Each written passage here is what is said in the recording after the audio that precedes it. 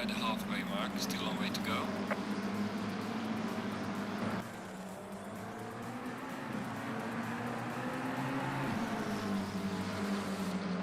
Attention racing enthusiasts, the wait is over. So sit down, strap in, and start your engines. This is the Logitech McLaren G Challenge. This video will explain everything you need to know on how to race your way into the grand finals. First, let's break down the basics. There are 4 regions: North America, Asia Pacific, Latin America, and EMEA, Europe, Middle East, and Africa. That's over 170 countries. Each region will have their own stock car, sports car, and open wheel challenge. Open wheel and stock car challenges will be racing on iRacing, and the McLaren 720S Sports Car Challenge will be racing on Assetto Corsa Competizione. The season starts in July and goes through November. Each region will compete through 5 rounds of monthly races. Each round will consist of a qualifying period and a live race broadcasted on Twitch. So now that you've got the basics down, let's dive even further. Where do you begin? One word: qualifier. Anyone can participate on your own schedule. Set your best lap time in any challenge. Drive to the limit and get your best lap submitted. This is your chance to qualify for the monthly round races. So, are you fast enough? If the answer is yes, then you'll move forward to the monthly round races. Every month in every region, the top 30 drivers from the open wheel, stock car, and sports car challenges will race for a shot at reaching the semi-finals. To reach the semi-finals, you must get a podium position in one of the monthly races or accumulate enough points throughout the season. The top 30 make it in. So, the top 3 from each race in each region and the points leaders move on to the semi-finals. Over 100 drivers have a chance to win a trip to the grand finals weekend. All right, you've made it to the semi-finals, but you haven't crossed the finish line yet. In each region, 30 drivers will race for a chance to win a trip to the grand finals weekend. So, if you're one of the lucky ones that makes it this far, you now have a chance to win it all, because only the fastest drivers from each region will get sent to the grand finals weekend in Las Vegas, a 4-day, 3-night trip to Sin City, including an on-track supercar driving experience. The grand finals weekend will be a massive, in-person sim racing community event where drivers will put pedal to the metal and compete on stage in front of a live audience cheering you to victory. Want to be part of this but didn't qualify? Compete in a wildcard event for another chance to make it. More information and locations are at logitechgchallenge.com. Winners of the stock car, open wheel, and sports car grand finals will win a McLaren Racing VIP experience, including a 4-day, all expenses paid trip to London, a tour of the McLaren Technology Center, coaching from Lando Norris, and a behind-the-scenes tour with McLaren during the Formula One British Grand Prix in 2022. So pull out of the garage and onto the track, and join us for the world's largest sim racing competition with the 2021 Logitech McLaren G Challenge.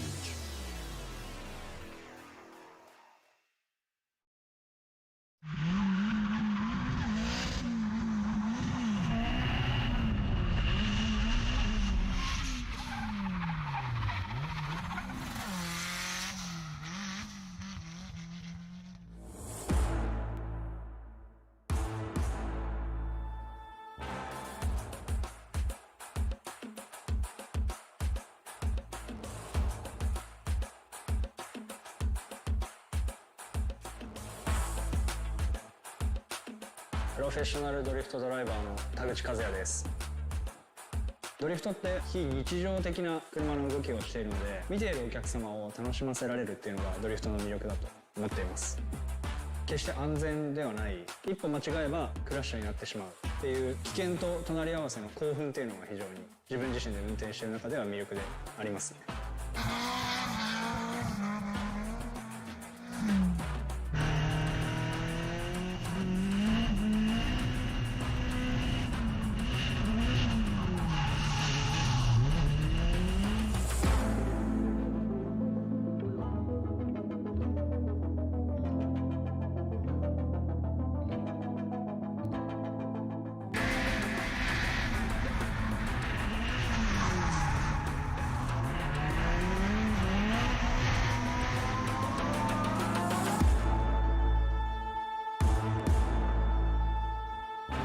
僕のレースの会場だと普段は一般道として使われている普通の道でレースをすることがあるんですけど、物理的にそういったところでは練習をすることができないんです。なので僕は事前にシミュレーターでトレーニングをしてます。いかに自分が掴んでいるステアリング、そしてペダル、さらにはシフトが今車がどのような動きをしているかをどのくらい伝えてくれるかっていうのが非常に重要なんですけど、 G923 はステアリングを通して車の動きのフィードバックをリアルに伝えてくれるので、トレーニングに重宝しています。ドリフトのスタートは日本の方が先で、アメリカは後からドリフトがスタートしたんですけど、今となってはもう完全にアメリカではプロフェッショナルのモータースポーツになっていて、ドライバーだけではなくてチーム、監督、メカニック、そしてオーディエンス、お客さんも全てがみんなプロなんですよね。日本人としてアメリカのドリフトシーンで活躍することによって、母国日本のドリフトモータースポーツカテゴリーももっともっと盛り上がってメジャーになっていってくれればいい。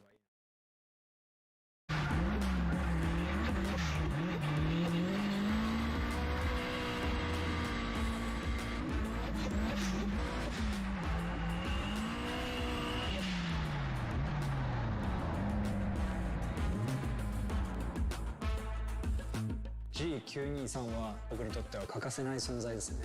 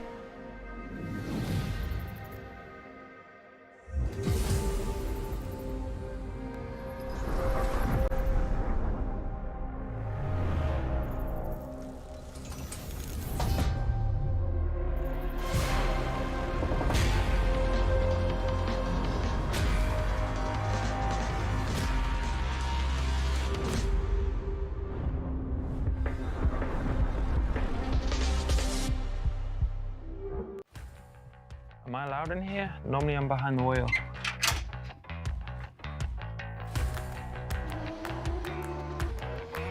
The beauty of esports is that anyone can experience the adrenaline of Formula One for themselves. Just grab a gaming setup, put it onto drive, and let the data guide and help. Hi, I'm Lando Norris, and you're about to experience the art of data.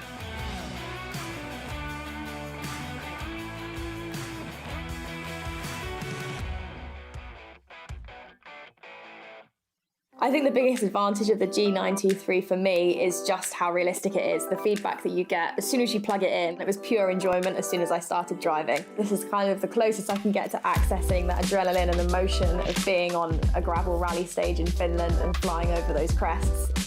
For me, it's about getting as real as I can to the environment that I race in, and obviously the wheel is the best instrument for that.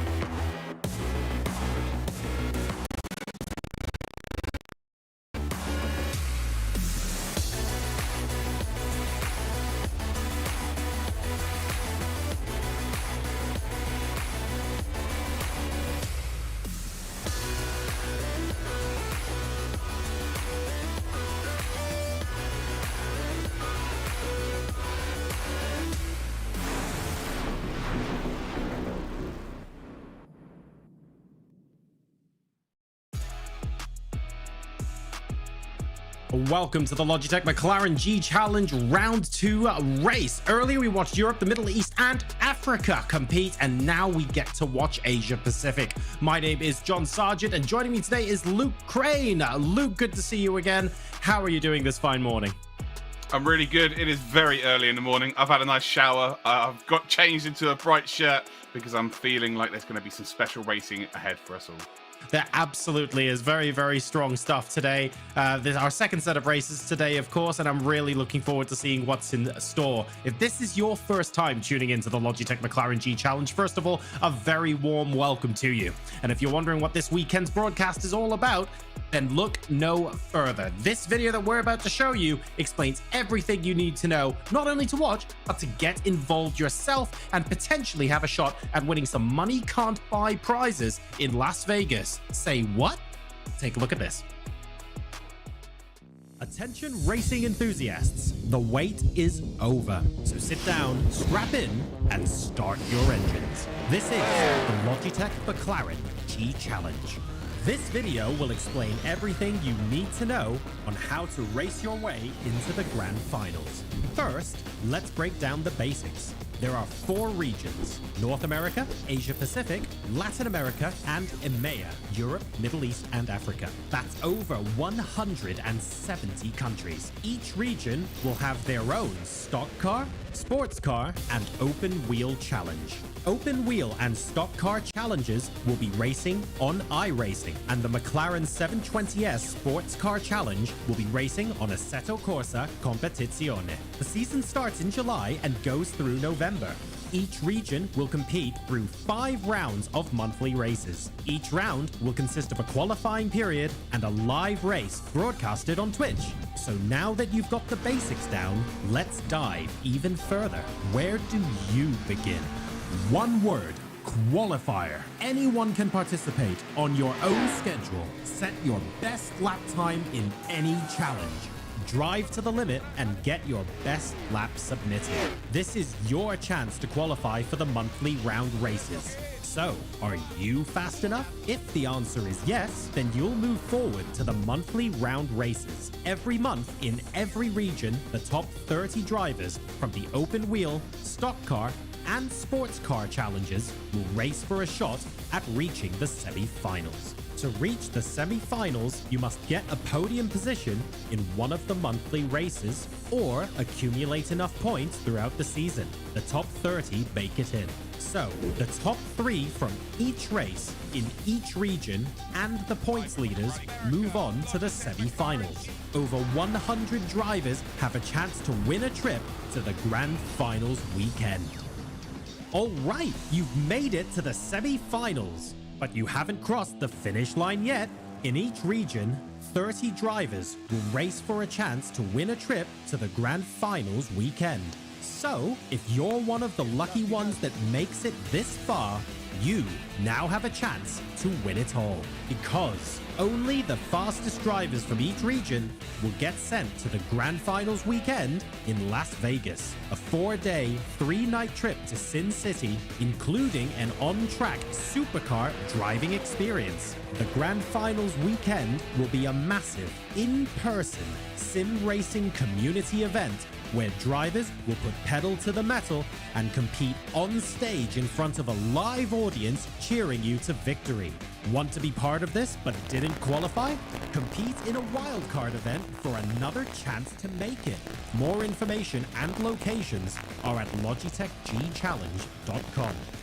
Winners of the stock car, open wheel, and sports car grand finals will win a McLaren Racing VIP experience, including a 4-day, all expenses paid trip to London, a tour of the McLaren Technology Centre, coaching from Lando Norris, and a behind-the-scenes tour with McLaren during the Formula One British Grand Prix in 2022. So pull out of the garage and onto the track and join us for the world's largest sim racing competition with the 2021 Logitech McLaren G Challenge.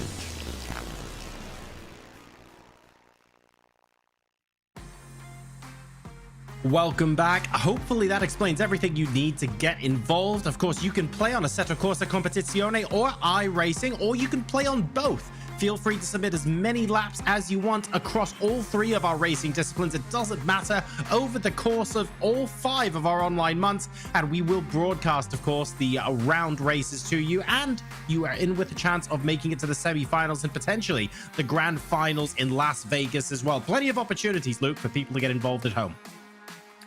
If I can qualify, absolutely anybody can qualify. Head to logitechgchallenge.com and come and join. Try and get your name on there instead of me. Why not?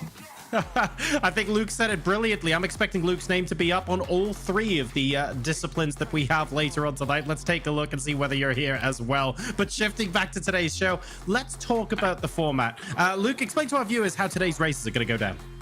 So once again, of course, there's going to be a lot of people that'll be like, oh, I know how qualifying in a race works, but there might be some new people there as well. And well, I've got you covered. For the stock race, it's 5 minutes qualifying, and then for the open wheel, which is on iRacing as well as the stock car, it's 10 minutes qualifying.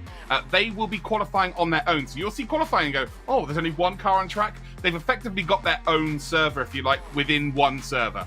When it comes to the sports car challenge, they've got 10 minutes of qualifying, but they're all on track at the same time. So they need to get space around the circuit.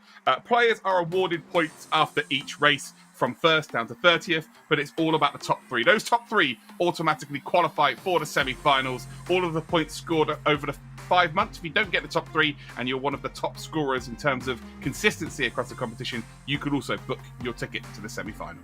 Right, so top 3, very important to make it through to the next round. But even if you're not top 3, you will be able to get through if you are one of the highest point scorers. Now, let's take a look at the tracks that we are going to be racing on tonight. They're on different tracks and they feature 3 different styles of racing. We're first going to have the stock car race on the Indianapolis Oval.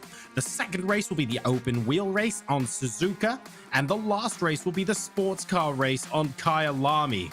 So a lot of fun racing. We've also got, I think earlier on Kyalami, we had literally every single driver in the lobby within the same second of qualifying time. So it seems to be producing some really excellent racing action. So over the last month, hundreds of racers have tried qualifying for their chance to be featured on today's broadcast, but only up to 30 have made it onto today's show in each discipline. This is taking a look at the stock car race first. Luke, who are some of the races that we should be looking out for here?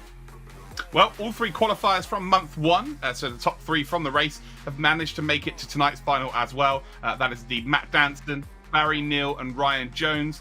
They were not in the top 3 seeds. Those are 3 new drivers, although a couple of them indeed were from the last round. So Yuki Furuya, we've got Travis McDaniel and Graham Bunyan. They took the top 3 seeds in qualifying into this event. Yuki was actually P9 last month, so he's got some wrongs to right. Rights to wrong.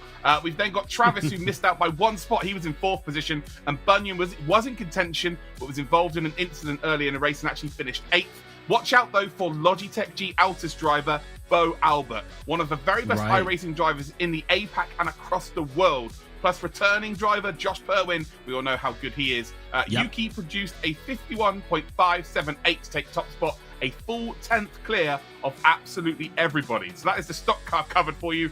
Open wheel time. Well, only one driver who has already qualified has returned. That is Josh Perwin, pulling double duty. He is joined again by Mr. Bo Albert, who was number 1 seed. He was actually in the top 3 seeds over every single driver in all 4 regions. So very much similar to Martin van Loozenord, who won earlier on in the EMEA region. We have got AR Mohammed Alif, who's made it to the World Finals in 2019. He's actually the number 4 seed from this. He was the 4th fastest in the open wheel qualifiers. Travis McDaniel and Graham Bunyan are doing double duty as well. They'll be in the race, so pulling, again, double duty. Just to name a few names who finished 4th last month, we've got Chris Owen, who finished 4th. He's actually seeded number 2 as well. Watch out for Hayata Asaga. Hayata Asaga will be in and amongst it. We head then to the sports. And we've got 2 returning drivers who have already made the semi-finals. We've got Philippa Boquida. She won at Spa in July, joined by Andika Rama Maulana, who was actually a finalist in 2024, the region. Mohammed Alif pulling double duty again. He's in the sports car series. Number 1 seed is a new driver entirely, Brian I. We're not sure what the second name of Brian. Oh, well, there we go. We've actually got it on screen there. So Brian Izadfar finally got the name, which is great. He was actually a full tenth faster than everybody with a 1:45.45. We saw times be a little bit faster in qualifying than what in race qualifying, should I say, opposed to the qualifiers, John. So maybe we could see Brian potentially beat the 1:40 flat that we saw earlier on. Ooh, well, it's really good that we see newcomers coming in and potentially taking the top spot. We certainly saw that earlier on in EMEA, so it'd be great if we got a little bit more of that in APAC as well. Brian Izadfar, I'll definitely be on the lookout for him come the race. Of course, he has to qualify on the front row as well first if he wants to lead from the front of the pack, but certainly looking interesting. And the number of drivers, Luke, that are qualifying in multiple disciplines here in the APAC region, it's huge compared to what we saw earlier on in EMEA. We're now moving to the first, well, qualifying session before we move on to the race, and we start with the stock cars.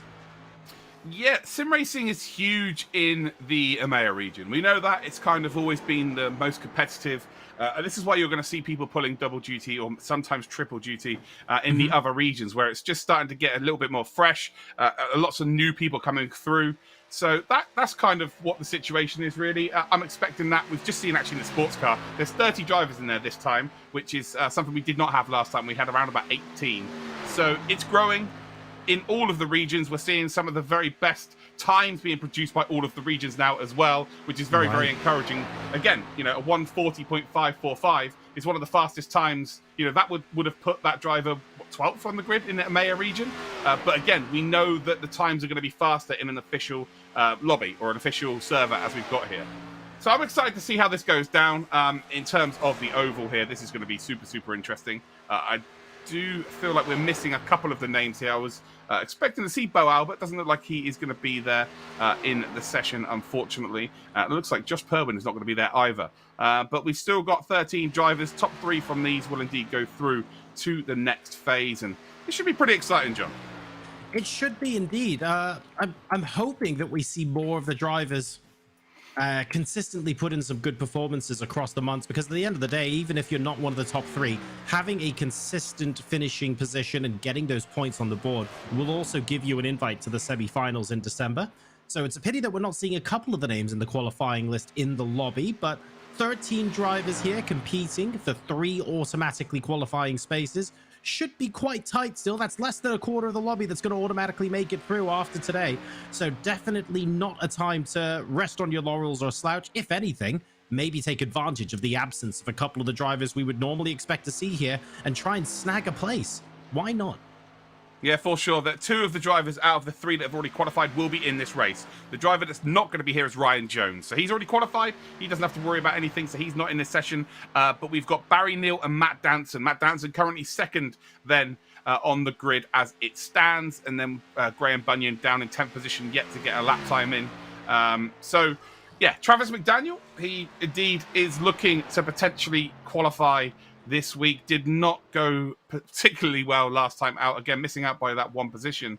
But ultimately, the fastest as it stands here, and it's actually by over 1/10 of a second. 51.710 for Travis McDaniel. Yeah, 10th and a half clear of Matt Danson. He's going to be reasonably pleased with that so far. Just a minute and a half left in qualifying for our stock car race. Still yet to see lap times coming out from Graham Bunyan, Yuki Furuya, Barry Neal, or Reynaldi Edo.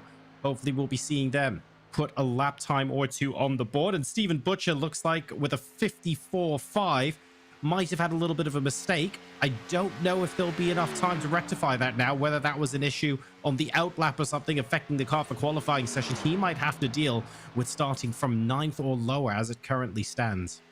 Yeah, once you make a mistake in a 2-lap qualifier session, you're kind of done-ski. Yeah. It's just the nature of the beast. But with it being only 13 drivers in the session, it kind of works out in the favour. I do want to just touch on the fact that Matt Danson and indeed Barry Neal are in this session.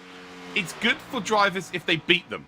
So people like Travis McDaniel will obviously try and qualify today, but if he can beat those drivers that have already booked their ticket, psychologically, that is huge. For your ego moving forward, it's massive. You know, for your confidence, it is great. To feel like maybe I'm actually the fastest in this region at this point. That's exactly what you've got to be looking forward to do here. And I believe that like Danson and Barry Neal, by being in this session, they've got to try and do exactly the same as that. They've got to try and come first and second and go, look, If we are the people to beat here, we were the first ones to qualify. We're not here to mess around, and just keep that momentum moving towards the semi-finals later in the year. That's a really good point. And if you manage to finish, say, 4th or 5th, and the people who've already qualified finish 1st, 2nd, or 3rd, you're also going to get that invite to the semi-finals, because it's the top 3 drivers that are not currently qualified who will make it through. So it's important to know who those drivers are, and if you make it and you're in front of them, it's just a lovely psychological boost to know not only are you in the semi-final, but you've beaten some of the guys who are already in the semi-final. That's going to put you on good footing in December. Yeah, couldn't agree more there. Not going to lie. As you can see there, the IMS tower in the foreground. And now we are going to be watching the cars come out then to indeed line up. Although I guess might be a little intermission, actually. But yeah, qualifying done and dusted. They're going to now do a full formation lap, as we saw earlier on. We will be getting the official grid results for you as well.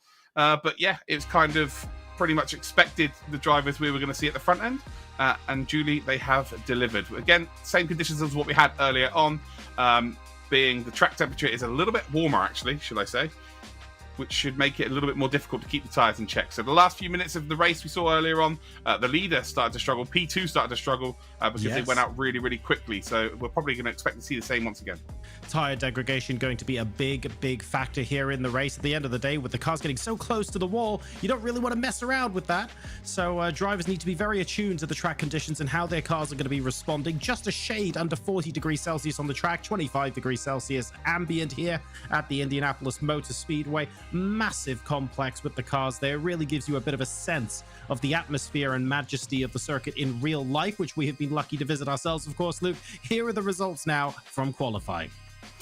Take note of the number next to their name. You'll see that in big numbers on the side of the car, so you can follow your favourite driver. Travis McDaniel then is in pole position with Matt Danson in 2nd spot. Graham Bunyan is in 3rd with Barry Neal in 4th. And they are the top 4, really, I would say, that I was expecting to see up there. And they are indeed there. Shota Imagwa is in P5 then with Woo Kit Low in 6th position. Connor Healy in 7th. Jeff Newton in 8th position. Stuart Anderson then and Reese MC Gillivray. So, you know, always good to have an MC on the mic for sure.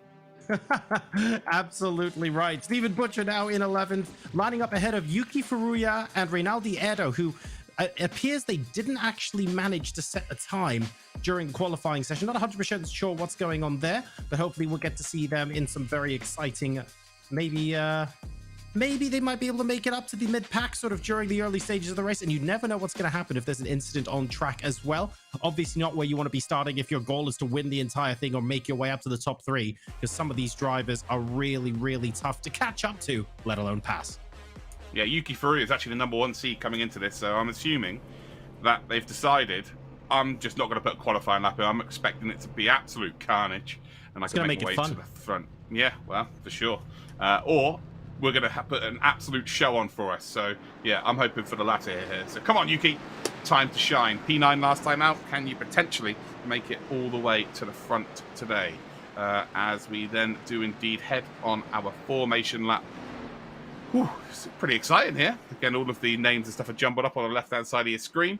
But, yeah, this should be really good. Good to see all of the sort of 4 fastest drivers from what we had last month coming into this month indeed are there, but Yuki Furuya is going to be the one to watch out for at the back of the grid order. Excited for this, John. Really excited for this. What a way to kick things off here for the APAC region. I'm looking forward to seeing whether they can plow their way through the field as well. We're watching Rinaldi Edo, the number 95 car, towards the rear, but just ahead of them is the number 76 car of Yuki Furuya. The top 4 cars, just as a reminder, as we go into this rolling start, we've got Travis McDaniel, number 2, Matt Danson, number 30, Graham Bunyan, number 69, and Barry Neal, number 22. They're the front 2 rows you can see behind the pace car there, but the cars at the back potentially plowing their way through the midfield as well.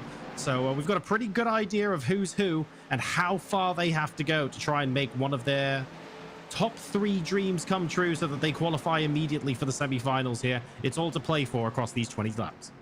Yeah, for sure. It's all going to be about Travis McDaniel and then, of course, Matt Danson. They have the front 2. We've got one more corner to go here. And then we head onto our 20-lap race here at Indianapolis Motor Speedway. It will be up to Travis McDaniel to go when he wants to go. Remember, of course, it will go the single file relatively quickly here. Running 2x2 is very, very difficult around Indianapolis Motor Speedway. It's just not that fast, so it will go single file relatively quickly as a pace car pulls in then, and we have got ourselves 20 laps of action. Inside track then, it is go. It is green light racing here then for the APAC region here at Indianapolis Motor Speedway. And looks like, yeah, Travis McDaniel is off into the distance here. Great start then for him. Graham Bunyan then making a move up the inside there in the number 69. Nice. And actually not able to do so here. The top track then looking like it's got some speed here early on. And yes, it is indeed Matt Danson that fills into P2. And well, I think Yuki Furuya was looking for a potential incident on sort of corner 1, maybe corner 2 or down the back straight. It's not worked out actually, and actually dropping off the pace is Yuki at the back there in P12. And ultimately everyone's through nicely here, although we do see a potential move in towards turn number 3. And are we going to see a run up the inside? Yes, we are. So Matt Danson then does indeed head up into the lead here. Travis McDaniel makes it very, very easy for him. Doesn't want to ruin his own race here. Matt Danson trying to get off into the distance. So as it currently stands, the number 30 car of Matt Danson in green, you can see there in the lead of the race. Travis McDaniel in second place, qualified on pole, now immediately behind the pace setter. Number 69, Graham Bunyan in third place, and following him, number 22, Barry Neal. Shota Imagawa in number 38 car is in 5th place, and that, as it currently stands, is the final position that automatically makes it through, because Matt Danson and Barry Neal both already through to the semifinals. So currently it's 2nd, 3rd, and 5th places that would make it directly through to the semis, but this is very, very early on in the race so far. Across the other end of the field, Reynaldo Edo looks like was dropped a little bit on the start, unfortunately. Yuki Furuya hasn't quite got the incident he was hoping for, still more or less near the back, but now able to settle into a pace, and we'll see if he can catch up on the rest of the field. Matt Danson not taking a very tight line through any corner here at this stage of the race, so probably trying to look after his tyres, more than likely for the entirety of this race. Very close to the wall there on the exit of 4. Down the back straight, or start-finish straight, shall I say, to end lap number 2. Potential move being made here then by Shota Imagawa into P3. No, not quite going to be able to make the run there. And actually, it was indeed Barry Neal making a move on Bunyan as the timing tower does indeed sort itself out. Bit of a move there from Travis McDaniel. Bit of a rear end move from him. Nearly tagging the wall. Not looking too comfortable, but able to get down low into the apex of the corner. Again, that is the faster of the lines, but ultimately it's going to burn the tyres up if you're taking more of an acute angle through there. And all of a sudden now Graham Bunyan finding a bit of pace here and potentially wants to make a move up towards the top 2. Starting to look for opportunities here, taking a slightly higher line there. I'm not sure it's going to be that effective for him, because it opens the door for Barry Neal, who was up the inside momentarily, gets a look and decides against it for now. So Graham Bunyan perhaps dropping back just a little bit, maybe a car's length or 2 on the car in front. Elsewhere further back, we have some potential side-by-side action, taking a look down the inside, but again opting not to go for it at this early stage of the race. So the driver's settling into a bit of a rhythm now, and those, I have to say, those lap times at the moment virtually identical across the field as it currently stands. Sadly, Yuki Furuya looks like it might have had some technical issues that he was trying to solve in qualifying, and he's currently 2 laps down in the race, so it doesn't look like, unfortunately, he's got those gremlins sorted. We may have to wait another month to see Mr. Furuya potentially make his spot atop these standings. Front 2 working together really well here. Matt Danson, Travis McDaniel still holding firm in P1 and P2. As a mistake from Graham Bunyan, that did indeed open the door for Barry Neal, but unfortunately the door closed as quickly as it did open, and that meant that the field behind in terms of Shota Imagawa, Woo Kit Low, they all had to check up there, lost a little bit of momentum, and actually they've lost a car from the group entirely here. There was a car, I believe it was Connor Healy, potentially Stuart Anderson actually. Has anyone completely dropped off? Maybe not so much here, as we will figure out exactly who is in the front pack. And actually, everybody is the car gets sideways. What a save that is, by the way. That is a huge save there. That was indeed Woo Kit Low, I believe. That was how the hell has he managed to save that? And there we go. There's the big incident. Unfortunate then for those 2 drivers. They are going to be out of this running, out of the race. And ultimately, that all comes from one mistake then from, I think, Jeff Newton, actually. So Jeff Newton in the number 71 just gets very, very loose there. Manages to save it, which is very, very tough indeed. But ultimately, a couple of other cars then have lost their way here. The number 253 being Stuart Anderson is now out of the running here. But the front 5, front 6, maybe front 7, they're off into the distance as it stands. It looks like Wicked Low and Jeff Newton there may have had their cars in a very minor coming together. A bit of a wobble, but when you have a bit of a wobble at 200 miles an hour, it gets pretty darn serious, I can tell you that. And they just about managed to keep going, but there were repercussions further down, and it looks like, unfortunately, Stuart Anderson, one of the cars that sadly has effectively been reset as a result of that. So all the way back down the field now, outside of the top 10, and it's very much recovery race from here for some points. Yeah, Matt Danson leading the way, of course, already qualified here. So he's in pretty good shape as it stands. Same with Barry Neal. So P1 and P4 have already qualified. So as it stands, then, it would be Travis McDaniel, it'll be Graham Bunyan, and it'll be Woo Kit Low that would qualify for the semi-finals later on in the year. And they're all in that group of 5 at the front here. Woo Kit Low, a couple of times, has kind of flirted with the idea of being dropped by the front 4. But ultimately, the straights are getting him out of trouble. He's just able to stick into that slipstream, able to get toe enough just to pull away. And ultimately, that's bad news for Jeff Newton. So Jeff Newton needs to work with someone here because the front 5, they're not making mistakes as it stands. And ultimately, this could be a very long race indeed with 13 to go. I wonder what actually happened to Shoka Imagawa there, who was originally, at the start of the race, in the 3rd position to qualify. I think he was in P5 and has now dropped back to P7, but I don't think he was one of the cars that had the bit of a wobbly. No, he caused it. He was the one who had the tank slapper. How did he cause it? I see. Yeah, he was the one that had the tank slapper, saved it. He saved it beautifully well, which is something that's probably the first time it's ever been mentioned that these cars have been saved in an incident like that. But yeah, so it's a hell of a save, but ultimately other drivers have to check up, and as soon as you dab on the brakes in these cars, as soon as you try and turn the car a little bit too much in terms of the weight transfer, you're just gone. You just lose it. It's done.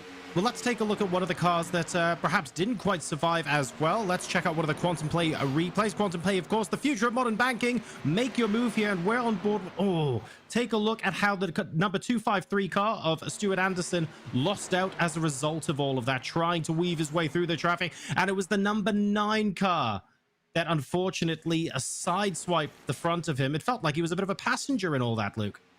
Oh, there's nothing that could be done there. The number 9 car's just tried to avoid. Was it the number 9 car? I think 2009. It was the number 9 car. It says 2009. 2009 there we go. Connor Healy. It's number 9, I guess. Yeah, so the number 9 car then just tries to avoid Shota Imagawa with probably the best save we're going to see all weekend for sure. Goes down into the apron. The apron is flat. There's no camber on it, so the car just completely reacts to it being flat, bottoms out, and then you're done ski. Back onto the circuit. You're always going to go high around here, around the cambered corners. And ultimately, there was a car there to collect him. 253, Stuart Anderson gets pit maneuvered, and that is their race over. And, goes from a huge positive in regards to an amazing save, but ultimately it's cost 2 people their races. Unfortunate stuff, but at the same time, this is racing at the end of the day. These things do end up happening. We've got 2 cars behind the leading pack trying to work together, Jeff Newton and Shota Imagawa. A little bit of a recovery drive, but like you say, Luke, compared to some of the others got caught up in that incident, you have to say he's recovering reasonably well. If he can catch this pack of 5 before the end of the race and potentially make a move or 2, he's going to be quite pleased with this recovery drive, but he is a little bit reliant on Jeff Newton to play ball. So far, though, they seem to be working off of each other reasonably well. Yeah, the best they can really hope for is there's a big incident in front, so they've just got to keep bump drafting at this stage here. I'm very, very unlikely that the number 38, Shota Imagawa, is going to make a move.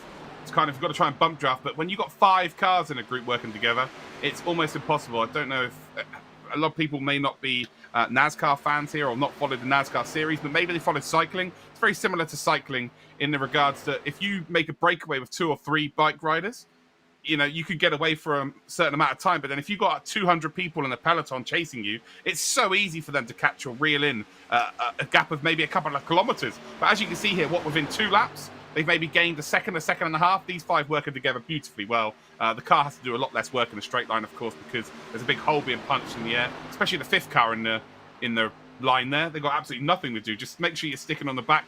Don't hit any walls on the exit, although we just nearly saw Woo Kit Low hit some wall there on the outside. It would have been Woo Kit High by going up the high side of the track there.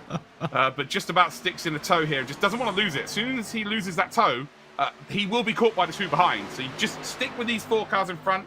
I'm not sure if they're all going to be doing the maths during this race and figure out who's already qualified or not. I'm sure that they will have some sort of idea. But as it stands, they're all going to go through here. They do not need to take any chances. Just over the halfway point. Tyres now going to start to scream a little bit here as well. Just don't take any chances. That's of extremely important note for Wicked Low, especially because if he drops off the end of that pack, as it currently stands, he is the last car that's going to automatically qualify for the semi-finals. So a very, very precious position for him to be in, and all he has to do is not lose the draft of the car in front. He's in trouble. If he drops too far behind, then that's a semi-final place on this cards, man. Yeah, he's in trouble. He's just about able to stick there. He's in the suck zone as it stands. But in every single corner, he's just losing a bit mid-corner. I think he might have burnt his tyres out here. Again, we'll just see in the replay that Wookit Low just not... Yeah, again, see how wide he's going on the exit of the corners. Yeah. Like, he's on the absolute limit here, whereas the 4 cars in front are driving so within themselves because they've done the hard work here. They haven't tried to battle for any positions or anything like that. So ultimately, right now, if the front 4 continue to do this, I think Wookit Low's just going to lose out. And luckily for him... Shota Imagawa and Jeff Newton, they're not close enough to each other to really be pushing towards the P5. But yeah, he's losing touch here. I'll tell you what, he could be in trouble. If P6 and P7 figure their stuff out here, they will catch up here. So that one position up for grabs, which is P5 right now, is definitely up for grabs for P6 and P7. But again, they've got to work together, and you can see in the background, there's a big gap between them as well. This is like a red rag to a bull if you can see out of the vision of Shota Imagawa or Jeff Newton right now. They're saying, hang on a second, that's the prize we're fighting for? Oh, well, that's not mega close to the car as things currently stand, but it's close enough that we've got something to aim for now, and they can see that car dropping off from the rest of the pack. Wicked Low really, really struggling into the second half of this race, and there might be a chance for Shota Imagawa here to catch up. Wouldn't that be a story?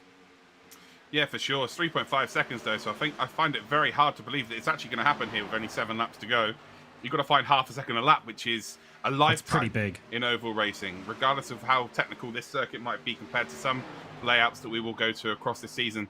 That's almost impossible to do, especially as they're not working together, for sure. Jeff Newton definitely falling off the pace here. He's 0.6 of a second behind Imagawa, so maybe there is something in this. I don't know, but he's got to get the hurry up here. Has he saved any tyres? Can he indeed push Imagawa towards Wookit Low and potentially then battle for that final qualifying position? We will find out, of course, in the next 6 laps. Matt Danson, though, he's not worried about what's going on behind him. He's got Travis McDaniel. He's got Graham Bunyan. He's got Barry Neal for company. They've dropped Wookit Low now hugely. The gap now around about 3.4 seconds. So maybe 1/10 of a second's been taken out. It's definitely not coming down quick enough, though. Not quick enough, and not enough laps remaining in the race, unfortunately, for them to make much of it. It's a pity. I almost want to extend the race another 10 laps to see whether this would actually end up catching up in the end. But as things currently stand, we've got the number 30 car of Matt Danson in the lead of the race. Travis McDaniel and Graham Bunyan in number 2 and number 69, respectively, behind him. Not too far off, but relatively comfortable, the top 3. Barry Neal is then in 4th place, and Shota Imagawa, a distant, trying to catch up in a 5th. But unfortunately, it just feels like a lifetime away as far as stock cars and oval racing is concerned. If you're not in the draft of the car behind, trying to catch up to get into it, just feels like it takes forever. Well, it doesn't take forever. It's infinitely not going to happen. That's, well, unless there's a mistake happening just like that in the background. So it's really all now on Wookit Low as to whether he can just keep it on the straight and narrow. There's a front 2 here are potentially going to give us a bit of fireworks, although Travis McDaniel does decide to pull out. I think he realizes that he is like in the prime position. He is effectively in P1, if you like, of the people that can qualify. Matt Danson, of course, already punched his golden ticket. The same as P4, Barry Neal. So Travis McDaniel, Bunyan, and Wookit Low. So Wookit Low is in that bubble position. So it might be worth just going on board with him for a lap or so, just to see if he is managing to hold on to the traction levels or not. And it's all then about Shota Imagawa, and then indeed if Jeff Newton can close up front 2, though. Again, I just don't think we're going to see a move here. It'd be silly to do so, John, really. Again, P1's exactly the same as P3. And actually, at this point, P1's exactly the same as P5. So, yeah, you don't really want to jeopardize your race by making a silly move that just isn't necessary. I completely agree. At the end of the day, you're able to go through to the semi-final in this current position. If you can make a nice, clean move without jeopardizing your race, sure. But otherwise, there's absolutely no reason to make that move. He can just sort of chill out where he is now. All eyes are going to be on the 5th place car. That's it, number 28 of Wookit Low. Can he keep the car in this position now? The number 28 pink car. currently looking like reasonably lonely on track. I don't really see Shota Imagawa catching up, at least not within a second and a half of him. There you go. You can see him at the top of your screens there. Still over 2 hold seconds on. drift, Luke. Watch out here, because the gap was 3.1. It came down by nearly half a second on the previous lap.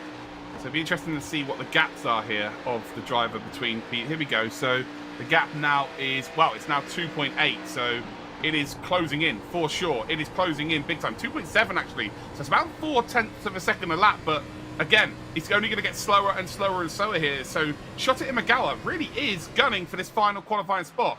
It is very similar to what we saw then in the EMEA region. Woo Kit Low has just got to hang on here, but it's a momentum-based discipline. This is only going to come down. There's no way now for Woo Kit Low to start gaining more momentum. It's kind of Imagawa's opportunity here. He can only close the gap, unless he obviously makes a mistake himself. As you can see, the pressure will be on. The rear just stepping out again slowly here. I tell you what, the traction levels then of Imagawa's car is struggling as well. 5.8 to 8.5 then as we cross the line with 3 laps remaining. And well, we'll get the timing gaps for you on screen as well. So we're looking at their last lap times. And it was a 52.4 and a 52.5 then for Imagawa. So actually, I think that might be the fastest lap overall. And now it's down to 2.2, or sorry, 2.4. So it's actually 0.3 of a second taken out by Imagawa. I think it's going to close up. Whether it's going to close up enough, I'm not too sure. But if he can get within a second here, John, the slipstream would come into play. So 3 laps, I'm not sure there's enough time. But ultimately, we could still see a grandstand finish. Yeah, if we take those 2.4 seconds and we turn it into 1 second in 2 laps, and remember, that's 1.2 seconds a lap, so half a second's a reasonably large amount. We need 1.2 seconds a lap for the next 2 laps to have a shot at slingshotting yourself past the start-finish line. It could absolutely happen. It would be an incredible grandstand finish, but Imagawa has to dig deep now. He needs a couple of fantastic laps. He needs to be able to really reel in Woikit Low, so that he has any sort of opportunity in the final lap of this race. This is going to be potentially our first driver of the Logitech McLaren G Challenge to pick up 2 wins from 2. Matt Danson, winner from last month. Looks like he's going to potentially get that win once again. And I'm wondering whether Travis McDaniel on the last lap here might decide to just ruffle a few feathers and go, do you know what? Maybe I am as quick as you, Matt Danson. But as it stands, Danson's still in the lead of this race. It is still going to be Travis McDaniel, Graham Bunyan, who will qualify with Woo Kit Low. Barry Neal, Matt Danson, they've already punched their ticket in July. As we come up then towards the start-finish line to start the final lap of today's race. And what is the gap then between Woo Kit Low and Shota Imagawa? That's what we want to see. It was under 2 seconds previously at the end of that lap. So they've got 1 lap to go here. Is it going to be under that 1 second margin? I knew the gap was going to come down. I didn't think there's going to be enough laps to do so. And as it, yes, 1.3 seconds. So it is closing. Wow. But ultimately not enough. I think if there's 2 more laps in this race, that Shota Imagawa has an opportunity. But he's got to take a lot of positives from this and potentially get himself back involved next month and then come back to indeed get himself qualified. Although they're on the back straight here. They are actually closing in. So Imagawa is closing in with 2 corners to go. And well, the leaders, Matt Danson, Travis McDaniel. Travis McDaniel will try and get a very good exit around the final corner here to potentially have a run towards the line. I don't think it's going to quite work out here. Look at the minimal inputs there from Matt Danson. Superb drive from him. It is going to be 2 from 2 there for Matt Danson. And he is absolutely taking the APAC region by storm in our stock car series here in the Logitech McLaren G Challenge. He will take the checkered flag. He will take the spoils. It'll be Travis McDaniel in 2nd, Graham Bunyan 3rd. Barry Neal is going to finish in 4th. And Woo Kit Low, I think just about, is going to take P5 here. We're not going to get any camera action, unfortunately, for it. And as they crossed the line, actually ended up being 1.4 seconds. Imagawa lost a little bit of time. And I guess that might be a tag on a wall somewhere. Just pushing. You have to give it everything, ultimately. And we'll probably see them again next time out. But as it stands, then Danson and Barry Neal, they've already qualified P1, P4. They qualified last month. So our 3 semi-finalists then will be Travis McDaniel, Graham Bunyan, and Woo Kit Low. Very interesting race, John. And what a way to kick things off in the APAC region. Really fun technical race there to begin. Travis McDaniel, Graham Bunyan, and Woikit Low are going to be the 3 drivers that make it through to the semi-final. Matt Danson and Barry Neal, as you mentioned, Luke, already punched their ticket in July, but It's such a strong statement for Matt Danson to be able to win 2 from 2. I mean, that really is, I don't even care who qualifies. I'll see you in the semifinals and I'll beat you there as well, is basically what Matt Danson is saying to the world right now. A very, very strong performance from him. Let's take a look at the final results now at the end of that race of the stock car sponsored by Splunk. Really, really exciting race. At the end of it, though, Woikitlo just about managing to hold on there in P5. Yeah, he did.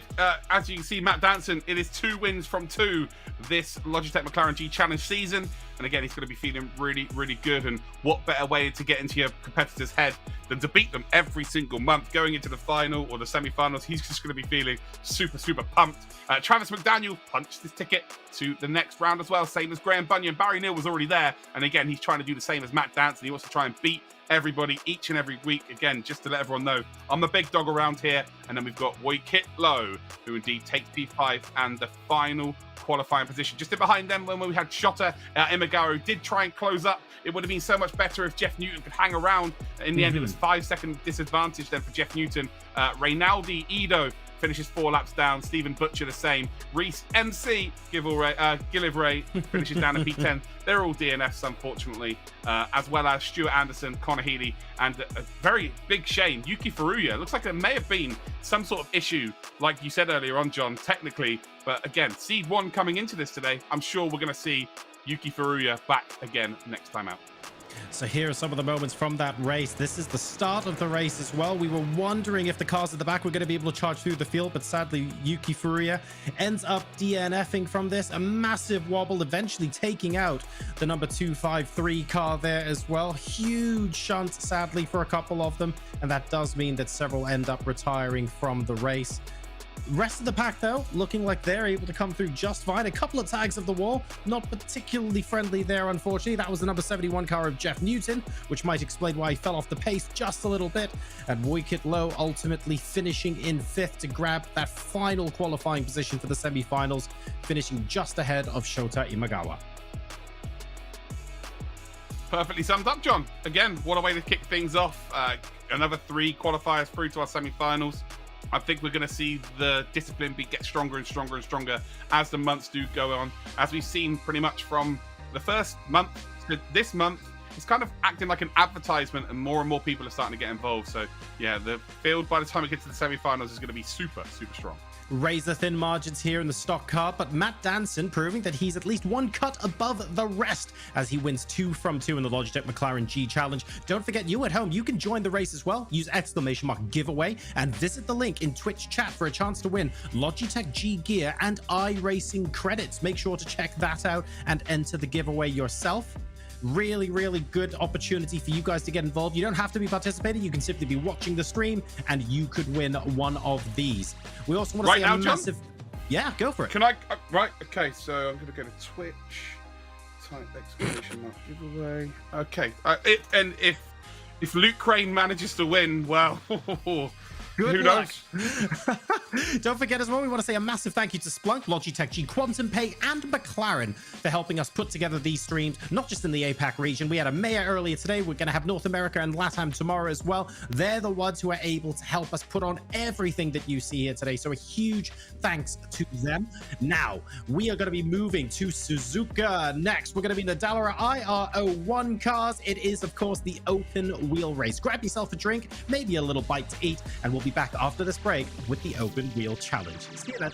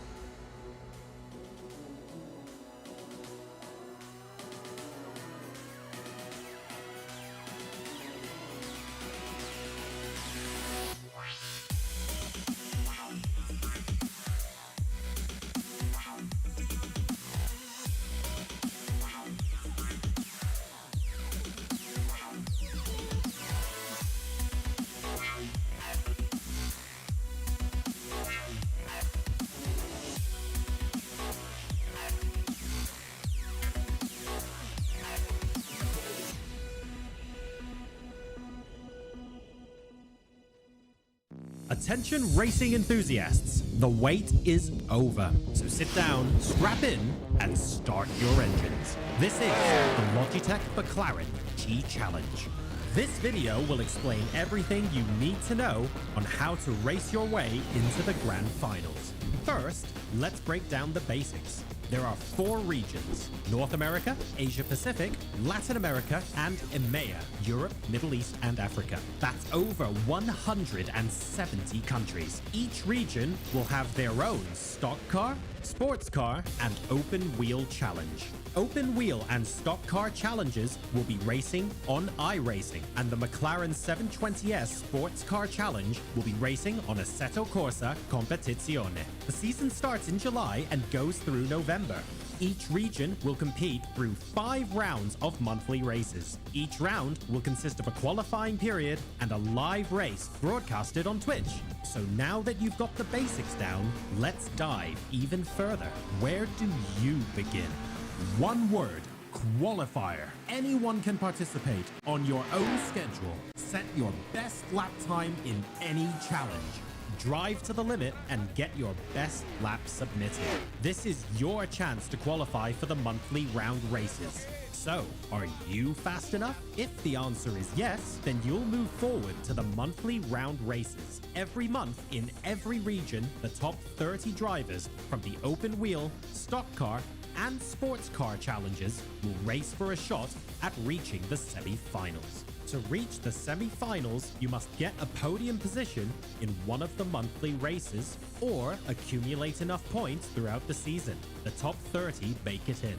So, the top 3 from each race in each region and the points leaders move on to the semi-finals. Over 100 drivers have a chance to win a trip to the grand finals weekend. All right, you've made it to the semi-finals, but you haven't crossed the finish line yet. In each region, 30 drivers will race for a chance to win a trip to the grand finals weekend. So, if you're one of the lucky ones that makes it this far, you now have a chance to win it all, because only the fastest drivers from each region will get sent to the grand finals weekend in Las Vegas, a 4-day, 3-night trip to Sin City, including an on-track supercar driving experience. The grand finals weekend will be a massive, in-person sim racing community event where drivers will put pedal to the metal and compete on stage in front of a live audience cheering you to victory. Want to be part of this but didn't qualify? Compete in a wildcard event for another chance to make it. More information and locations are at logitechgchallenge.com. Winners of the stock car, open wheel, and sports car grand finals will win a McLaren Racing VIP experience, including a 4-day, all expenses paid trip to London, a tour of the McLaren Technology Center, coaching from Lando Norris, and a behind-the-scenes tour with McLaren during the Formula One British Grand Prix in 2022. So pull out of the garage and onto the track, and join us for the world's largest sim racing competition with the 2021 Logitech McLaren G Challenge.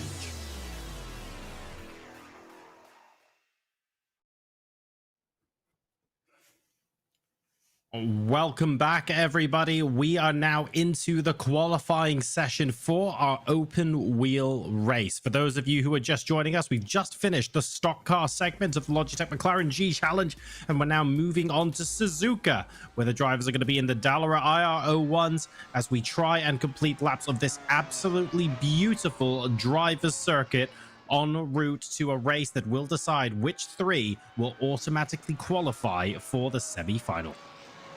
For sure. Well, we've got Jeff Newton, who's just competed in the oval, straight to Suzuka. And that's the beauty of sim racing. 1 minute you can be in the heart of America. The next minute you end up then being in the heart of Japan. It's beautiful. We love it. We've got 19 drivers by the looks of things today as well. Watch out for Bo Albert. Bo Albert's definitely going to be the favourite coming into this. He was super quick. Again, 3rd seed out of every single region in terms of his time here. Drives for one of the best sim racing sides in the world as well, with Logitech G Altus. So yeah, expecting big things from that driver specifically. We've also got Bunyan and indeed Travis McDaniel here as well. But you've got to watch out for Ethan van den Bosch. Sounds very Dutch, does that name? And obviously we had a Dutch winner earlier on, so you've always got to watch out for the Van Dens. Van den Bosch. Sounds like what's going to happen if you attempt to overtake him on track as well. Don't really want to mess with him there. Be interesting to see if we can get another Dutch winner in the Logitech McLaren G Challenge today. Of course, this is the APAC region rather than EMEA, but Van den Bosch has an opportunity here to possibly plant his car on the front row. These cars can get a little bit squirrely and oversteery, especially in the race once the tires start to go off. Not so much a problem here in qualifying though, Luke. More one for once the cars get off the line into the race proper. For sure. It's like rush hour in London for cyclists. White van, den Bosch. That's kind of how it works out in London, doesn't it? But yeah, accurate. For sure. Get a good qualifying time in here, get up to the sharp end of the grid, and then indeed get yourself out of the middle of the pack. You do not want to be anywhere around sort of 5th downwards, really. That's where incidents happen. We've seen a couple of people struggle to get the torque down, struggle to get the power down because of the high torque of these cars, and just spin it off the line. It's such a unique car with the standing starts as well. So, yeah, going to be super, super interesting to see how things play out here. It's Kentaro Yamaguchi, then the number 15, on their first flying lap. As you can see, we're coming through the Degners up towards Kobayashi, which is the next corner. Such a unique braking zone here because you're still turning the car right as you're getting on the brakes to maximize it. A little bit of a run wide there again. It's all because he tried to right the car a little bit too late. So got the brakes a little bit late.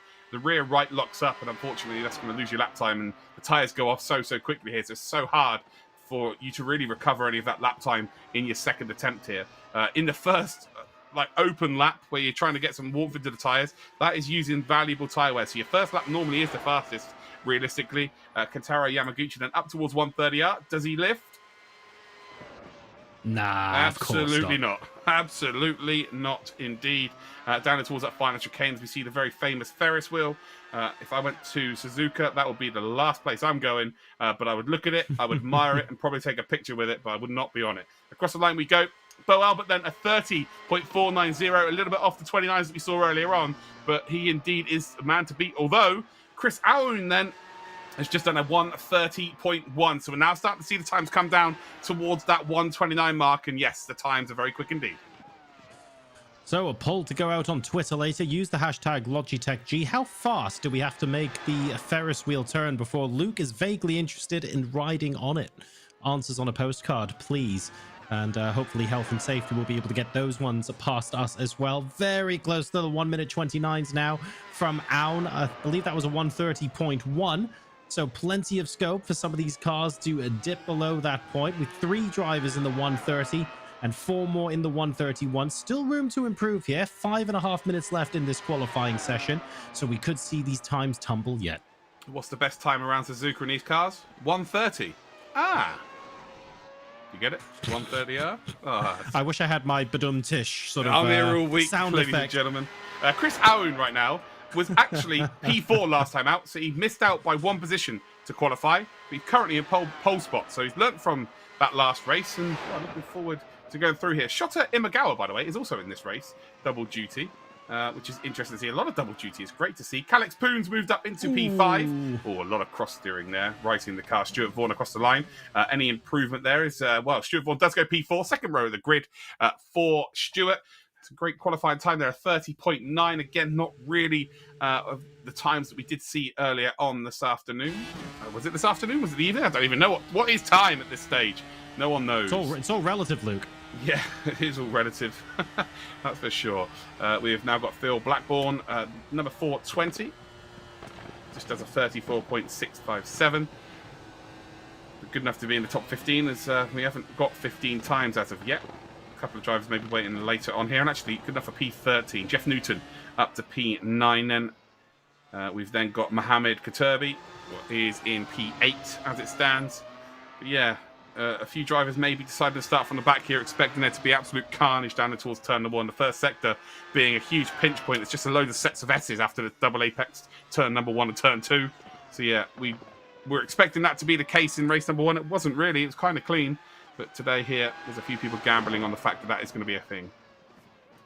Are we going to see those times come down a bit further? No doubt a mistake or two in that 34, and we're looking to improve on that for Phil Blackburn. So difficult as well to keep the car steady through the changes of direction in the S's, for example, and the load you're putting on your tires all around this circuit in the S's and elsewhere. Just so tricky to handle as a driver. One of the many reasons why Suzuka is known as a real big favorite driver's circuit. So difficult to adapt to the conditions, corner by corner, but of course get it right, and it's incredibly satisfying, and the lap times will show that as well. We now have a couple of drivers, Luke, into the 129s. 3 have dipped below the 130 mark. Yeah, their times are really close to each other again. 129.8 being Bo Albert at the top end of the timetable, but not far behind him is Chris Allen. Of course, he's qualified P4, raced into P4 last time out. He's looking to try and just get into the top 3. We've then got Mohammed Alif, then, who's only a 10th back as well. Mohammed Alif is actually a Bathurst 12-hour winner. He was teammates with Josh Perwin, actually, believe it or not. So those two raced together from the same region, of course. So yeah, he is definitely used to winning races on this platform. But yeah, not a lot of time between the front 3, about 1.5 tenths of a second. Only 100th of a second between Bo and Chris Owen. Very close indeed. Rohit Raut not quite got a lap time in Valentino Rossi's number 46 then as well. That man retiring earlier on this year, or last month, should I say. One of the absolute greats of motorsport. Oh, absolutely. We do see that quite often. Will be felt many, many decades from now, I'm willing to bet. Yeah, for sure. Completely agree with that. But you see a lot of that in sim racing, the number 46, because of Valentino Rossi. The Doctor. The Doctor, indeed. As we come through 130R, last chance then for Rohit, realistically. 2 minutes left on our clock.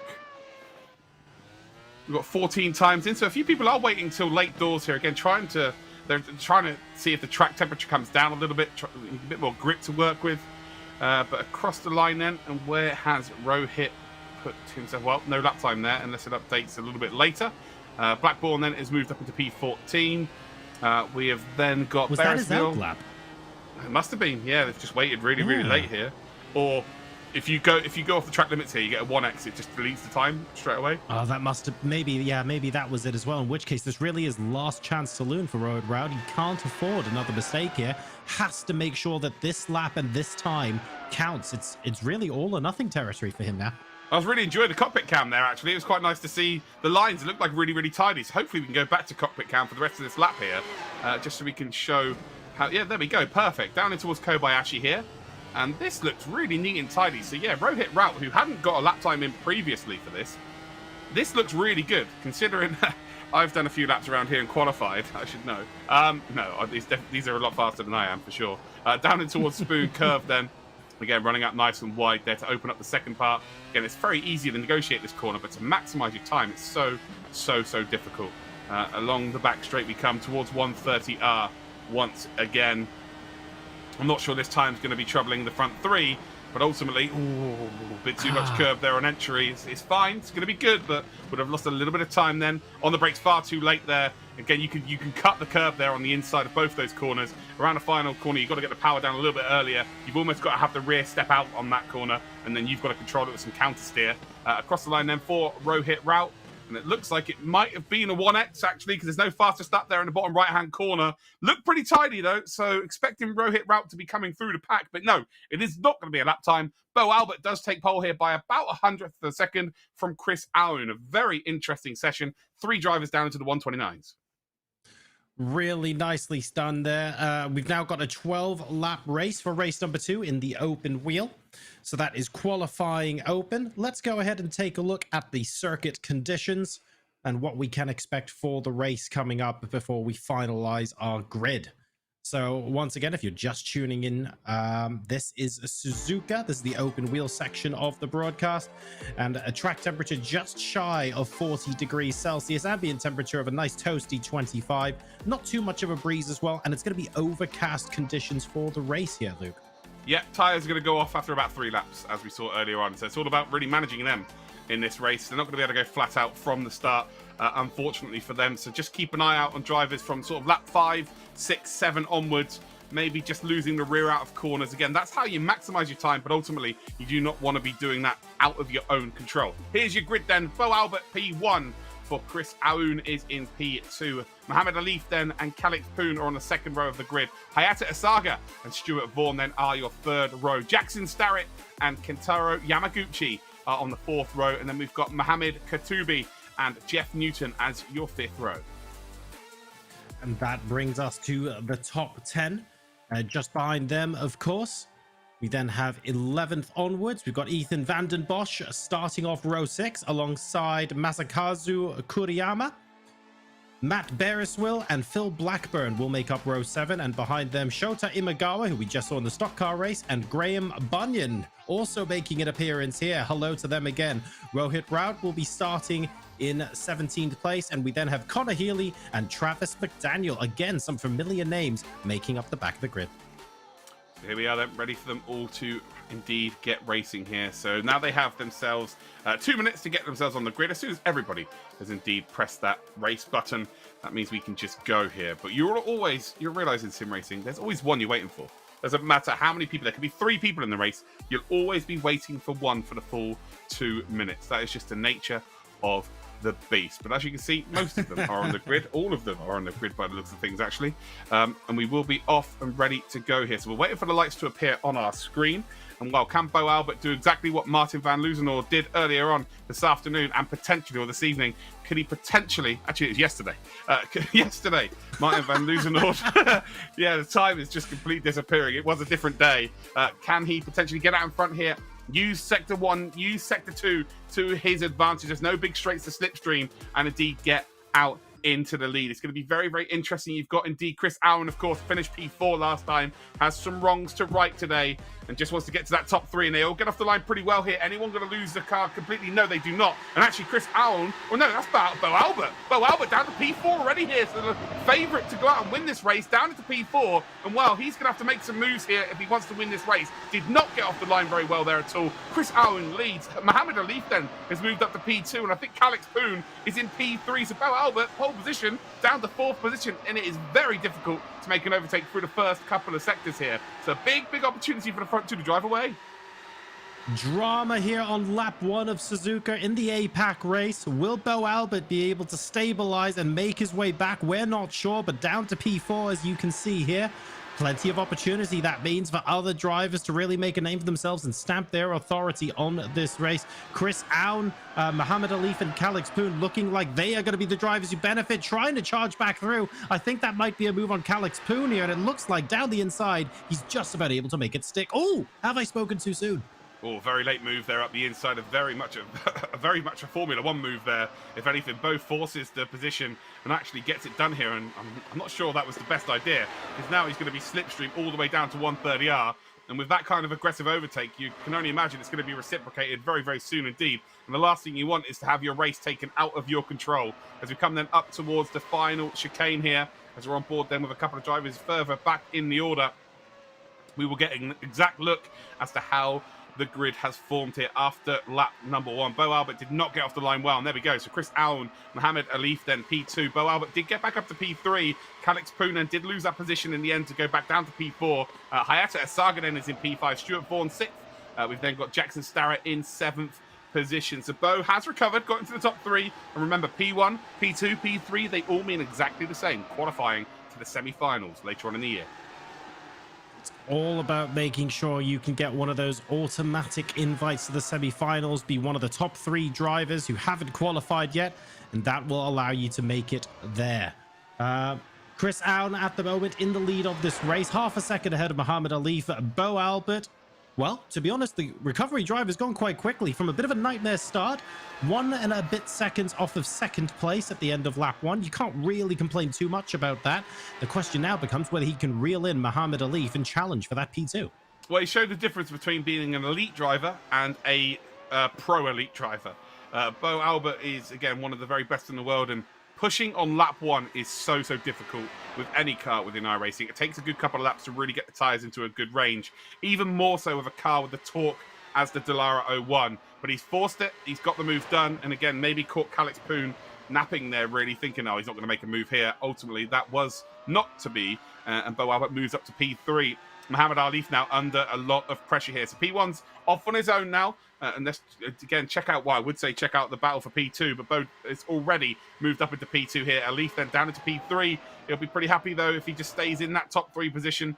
We go a little bit further back then. We're looking at Rohit Rout. He is in P18. Graham Bunyan is in 17th. Then Travis McDaniel is in 16th position. As there's a nice little battle then in the background here. We're on board with Calix Poon. He's just fallen backwards now, unfortunately, into the clutches here of Hayata Asaga and Stuart Vaughan. Stuart Vaughan in the blue car, really forcing Hayata Asaga to not really be putting in the optimum lap times. Through the Degner curves we come. And as you can see here, Calix Poon is pushing as hard as he can, but ultimately the front 3 have just got some real serious pace to it. Calix Poon at the moment not looking like he's able to quite keep the same pace as the cars in front. Also taking a much tighter line there, as you can see, from the car behind. I think he's going to be suffering in terms of lap time there to the tune of about a tenth and a half through. As we take a look at this fight moving very close to running the car slightly too wide off the track there. As it stands, it actually ended up being quite good. And this is on board in the front right. What a beautiful camera angle this is, as he tries to keep ahead of Hayata Asaga and try and close the distance to Mohammed Alif. But Alif at the moment doing a pretty decent job. Hayata Asaga then trying to make a move around the outside here of the final chicane. Big mistake then by our P5, and Hayata not able to get the move stuck here. Sorry, P5. Calix Poon in P4 makes a mistake, and actually they both lose a load of time as they come down in towards turn number 1. Door left wide open up the inside. No second invite needed. No set of keys needed. It is a fantastic move then up in towards P4. Calix Poon just moving backwards in the order, unfortunately. Hayata Asaga up into P4. Now going to try and chase down Alif here, potentially to take that top 3 position. And you were talking about that really tight line. That's actually the best line to take through that corner, Kobayashi corner. You need to get on the power to the tune of the rear. You've got to fill the rear going, nope, you can't go any faster out of here. You need to catch it with a bit of counter steer to really maximize your time out of that corner. It's a really strange one. It looks like you lose a load of time in the line you just took there. I completely agree with you, but ultimately it is the preferred line to get the most time at the car. Let's see if it's enough to keep Stuart Vaughan behind him as well as they move on. One more lap gone. Hayata Asaga will be reasonably happy with that extra place. Now we're going to see if he can gap the car behind, as Calix Poon looking like he might be within pouncing distance of taking that place back, getting very close to the back of Hayata Asaga, but not quite close enough to make an overtaking move stick. Still keeping in touch though, and it looks like maybe as tire degradation becomes more of a factor in this race, maybe Calix Poon will bounce back. Yeah, for sure. It's almost like being overtaken and to lose 4th position is giving him the right kick in the nuts there to go, do you know what? I need to be a bit faster, need to be a bit more consistent. And actually, he got completely squeezed wide there. That was a huge mistake from Hayata Asaga, and Calix Poon was the one who lost out there, unfortunately.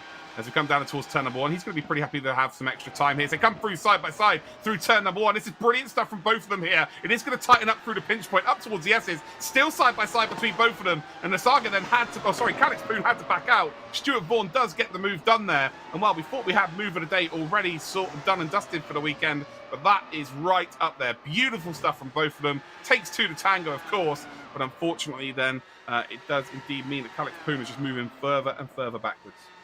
Stuart Vaughan heading into T1 there. You might as well have held your breath for the first 20 seconds of that lap, hanging around the outside of T1 all the way through the start of the S's, and manages just about to make the move stick. So that's Stuart Vaughan taking the position away from Calix Poon as he moves up into P5. The top 4 in this race then, Chris Aoun, Bo Albert, Mohammed Alif, and Hayata Asaga, currently unchanged, but Stuart Vaughan now has the opportunity to come back. Let's go ahead and take a look at this Quantum Play replay of that beautiful overtaking maneuver. This is courtesy, of course, of Quantum Pay, the future of modern banking. Make your move, and Stuart Vaughan certainly did here.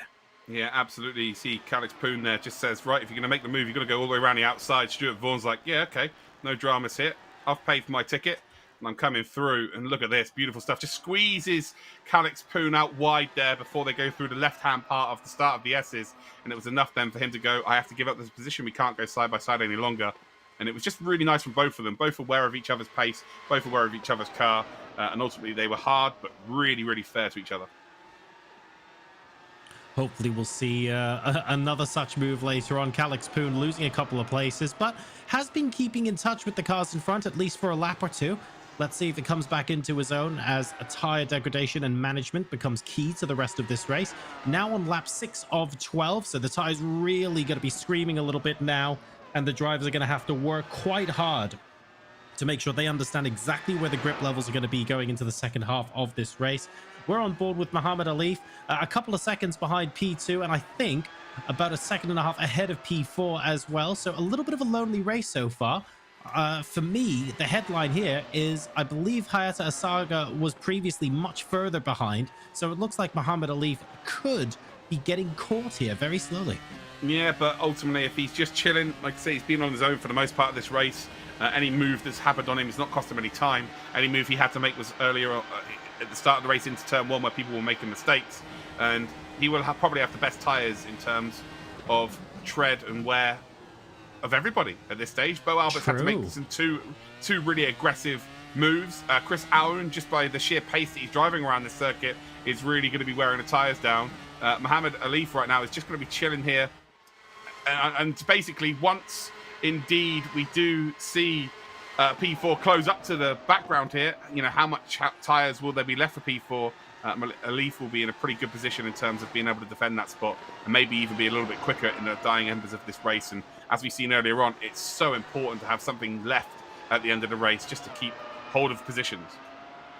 That's a really good point. If Muhammad Alif is just chilling here and he's keeping something in the tank for the end of the race, it means that he'll be able to hold off Asaga with relative ease. At the moment, still only Chris Allen and Bo Albert who have lapped in the race under 130, so they're sort of in a little bit of a world of their own right now. Hayata Asaga is more or less keeping pace with Muhammad Alif, taking the odd 10th here or there. Not closing significantly, might be reliant on a little bit of a minor mistake in order to close up the gap. But you can see the car in the distance, just that tiny blip in the middle of your screen. He knows exactly where his target is, and sometimes when you're in a race, it's just so useful to have that reference point, have that target in front of you to go, if that dot on the horizon is getting bigger, I'm doing something right. Yeah, Kobayashi corner is really a telltale sign as to whether they've got decent tyre wear or not at this stage. And we watched Hayata come through there beautifully well. So at this stage of the race, Asaga's looking very, very good indeed. He is closing that lead. Fastest lap of the race for him personally is a 1:30.206, which is very, very competitive indeed. As you can see then at the front here, or a little bit, I guess it's not the front, is it? This is, again, the battle for P3. The front two, I think, will close up. Chris Allen, though, may have Bo Albert's number, which, moving forward in this championship, if he could beat someone like Bo, because Bo's just very well known in the world of sim racing, that'd be huge indeed for his confidence moving forward in this championship. But I say that, it was 1.5 seconds on the previous lap. It's now 7/10. So I think Bo really might be looking to go out here and take the victory. And there is no such thing as an off button for Bo. As much as he'll be like, oh yeah, P2's good, I get to qualify for the next round, he'll want to win this race. There's no two ways about it. So if there's an opportunity, he's taken up. At the end of the day, these guys are racing drivers. And a huge off there. And I believe we are riding on board with Hayata at the moment. Yeah, that was Asaga. And well, Alif comes back on circuit there. It's not a great rejoin either. And ultimately, he's going to drop down here. And it just, again, I said he might have the best tyre wear. Unfortunately, it's not looked like the case here. And Alif then just not leaving any room for a driver. It's a poor rejoin, and he's just driving under tilt really here. He's made a mistake all on his own. And ultimately there, that is very, very scrappy second half of this lap as well. And he's just unfortunately ended another driver's race there with the I think that was Calix Poon. It was. Oh, I'm so sad for Calix Poon losing a couple of places there, driving hard, driving fair, and then unfortunately having his race ended like that. It's going to be absolutely gutting for him. Muhammad Alif with a big, big wobbly, handing a third position to Hayata Asaga. Muhammad Alif still just about hanging on in 5th place right now, so that's important points, even if he can't finish in the top 3. But he's going to be very gutted that he lost control of the car there. Yeah, 100%. I'd have to see it again. I think we're about to see it again, just to give a genuine opinion. We didn't have the best look there, so I guess we're having a look at a replay, John. Yeah, exactly. So we caught the tail end of that, and we could see him rejoining, and a bit of a wobbly there. I think we caught it from Hayata's point of view. But let's go ahead and take a look at the Quantum Play replay of exactly what happened there.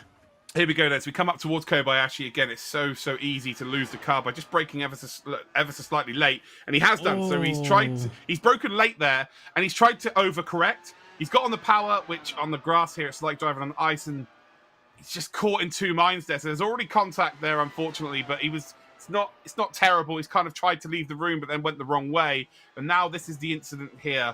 Where Calix Poon then does indeed go up the inside. We're actually not going to see that part, unfortunately. And, well, there's nearly a mistake there from Asaga, currently in P3. We saw this earlier on where P3 nearly lost out due to the tyre wear at the end of the race, and potentially we could see this again.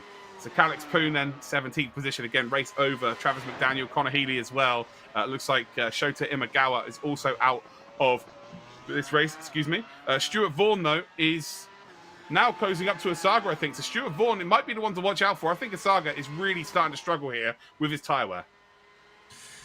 Just when you think the cars have sort of gapped each other and settled into a bit of a rhythm, a tyre wear just becomes a big factor in the second half of this race. We saw it with Muhammad Ali making a little bit of an error, and that was enough, unfortunately, to cost him P3. Although, I have to say, Hayata comes very close to losing out himself. We saw him throw a couple of wobblies, still hanging on, of course, doing a good job, but now Stuart Vaughan is going to be the next man in line to potentially benefit from this. If Hayata Asaga slips up anymore, 2.5 seconds down the road, and Muhammad Ali lost way more than that in terms of time. Yeah, for sure. All it takes is one spin, the one half spin, and you're done, Ski.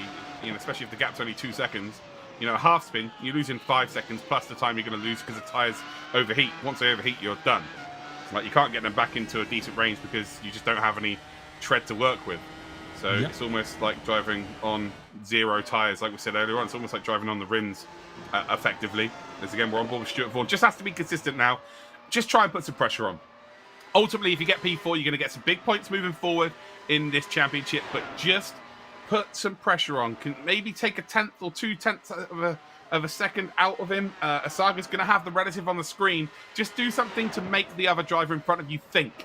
Think about something other than hitting the apexes, hitting his brake marks. Just put a little bit of pressure on him. That's all you got to do at this stage. You know, again, outright pace, he's no way near going to get P3. As it stands, there's too big a gap to work with, but can he force a mistake by just being a little bit faster here?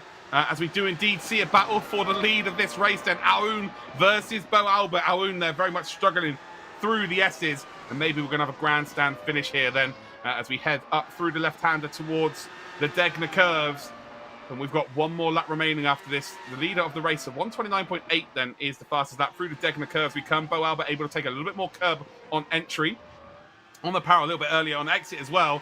And I don't think there's realistically an opportunity to make a move. If he was a bit closer, he could have... Oh, he went for it. I was going to say, if he's a bit closer, there was a dive up the inside on offer there, but he was not close enough there at all. So Bo went for it. He tried to send it, but actually I think he's now going to cost himself an opportunity in towards 130R and maybe into the final corner. I think if he is more patient, through Spoon Curve here, he could have been a little bit closer, and I think the move may have been on into the final corner, although Chris Aoun does step the rear out then, really is struggling for grip, and maybe he's going to be under pressure. Yes, he is. So Bo Albert is really close here. They're going to come through 130R. We can see here, there, Bo just closing in, still closing in. Going to be forced to go up the inside. He's been given the inside here. Chris Aoun, though, will squeeze him onto the apex. Oh, brilliant stuff in the end. He believed in his ability, he trusted his ability here, and as they come around the final corner, both of them drifting around the final corner. Inside line then for Chris Aoun. Bo Albert then pulls out to go wide. He's got to go around the outside if he's going to make it stick here. The tyres are going to be screaming for both of them. They're both through side by side. Bo runs out of grip here. He's going to try and get it on the exit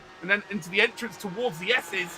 And unfortunately, it's not going to work out for him. Chris Aoun there just left the door completely wide open for the final corner. Believed in his ability and ultimately hangs on. Absolutely fantastic racing from both of these guys there, and it all started with Bo Albert giving Chris Aoun something to think about, almost pulling a Kobayashi up the inside of Kobayashi. Doesn't quite make that stick, but the rest of the lap's been fantastic as well. And I have to say, through sectors 1 and 2, until we see a big wobbly there, Bo Albert's line is just...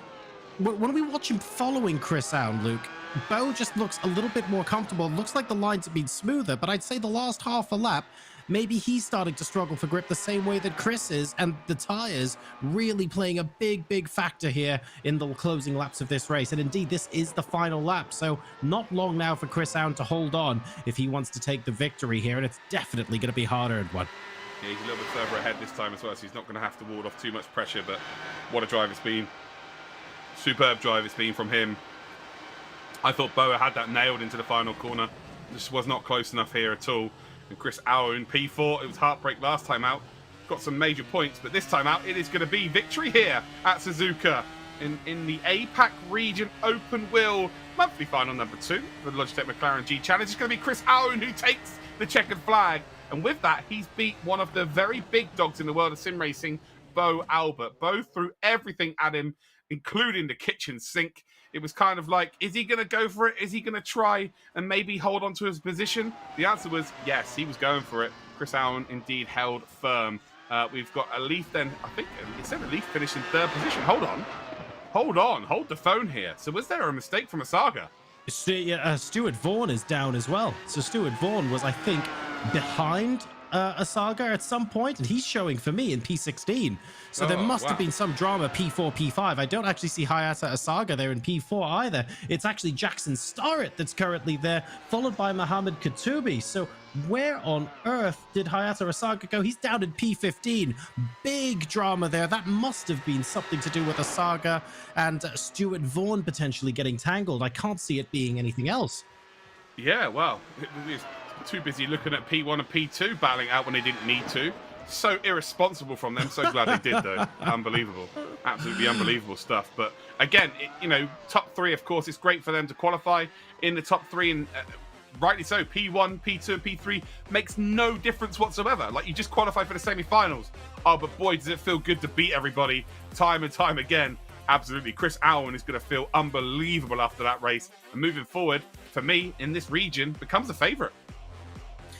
He's been very strong indeed. It's unfortunate that he finished just outside the podium in race number 1, but he more than makes up for it in August. Let's go ahead and take a look at our final results here for this race, sponsored by Splunk. Let's check out what's going on in the open wheel. Chris Allen then takes the victory, holding off Bo Albert at the end, but what an incredible fight between them at the end. Muhammad Alif then picking up that 3rd spot. And then courtesy of some interesting last couple of laps drama, we've got Jackson Starrett in 4th place. A quiet but solid race from him there, to be fair, and he took full advantage of his rivals messing up. We've got Mohamed Katubi in 5th place. Ethan van den Bosch makes it up to 6. He was outside of the top 10 at the beginning, so that's a very good race from Ethan. Jeff Newton in 7th, just ahead of Masakazu Kuriyama. Graham Bunyan will be in 9th, and rounding up our top 10, it's Kentaro Yamaguchi.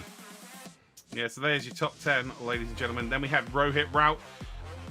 From his qualifying lap that wasn't that clean, I'm expecting a little bit more from Rohit Rout. I'm sure we're going to see more of him moving forward here. Phil Blackburn indeed was P12. Matt Beresville finishes in P13. And then we have got Shota Imagawa, who finishes in 14th. And then Asaga, Vaughan, Poon, McDaniel, and Healy. Unfortunately, all of those drivers in the end did not finish the race, but it was a frantic and exciting race. We just had a Suzuka. Whew, beautiful stuff. And here are some of the highlights. I wonder if they're going to include what happened to Asaga and Vaughan. I'm not going to promise that because we didn't actually see that on screen. But man, that was absolutely insane in the closing laps. This, I believe, is Calix Poon and his battles. He very much featured in so many of the fights in the first half of the race. Yeah, and you see Asaga then overtaking Poon. So Poon lost a load of positions early on here. And again, Poon being overtaken, it doesn't really tell the story of his race. He was super fast, but yeah, all of the highlights just seem to be him being overtaken. Here is Alif then making that mistake. The rejoin again, he's just got too much momentum on the grass and he just doesn't know which way to go. Ultimately, there was contact between the two. Vaughan would have had damage for the rest of the race for sure. But then here is the battle for the lead of the race. You can see that the door was left wide open. But that little slip there may have cost Bo the opportunity of making a run. And there's another slip then as they come through the deck of the curves. But it's Chris Aoun then who does indeed take victory. Phenomenal stuff. We've been asking you guys to send in some of your tweets. We actually had a tweet from Roman Grosjean who says, great work from Martin for making it into the semifinals earlier in the EMEA region. So good to see Roman watching the stream and cheering on, of course, some of the drivers that he works with as well on the regular. Really lovely to see there. And just a reminder, you guys can, of course, get involved. Use the hashtag Logitech G Challenge to let us know what you think on Twitter. Maybe one of the drivers that you're supporting or which races you think are particularly exciting. There are other ways you can get involved as well. You can get involved via Gleam, hit !giveaway in Twitch chat, and visit the link for a chance to win Logitech G gear and iRacing credits. Make sure to get your name in the draw. Very nice and easy there. Just hit !giveaway. And then we have an opportunity for you guys to walk away with some of those prizes. And finally, just a massive thank you as well to Splunk, Logitech G, Quantum Pay, and McLaren for allowing us to put on these races for you guys. We now have 2 of our races down, but we've got the sports car race on Assetto Corsa Competizione left to go in the APAC region, which will be with you straight after this break. Don't go anywhere.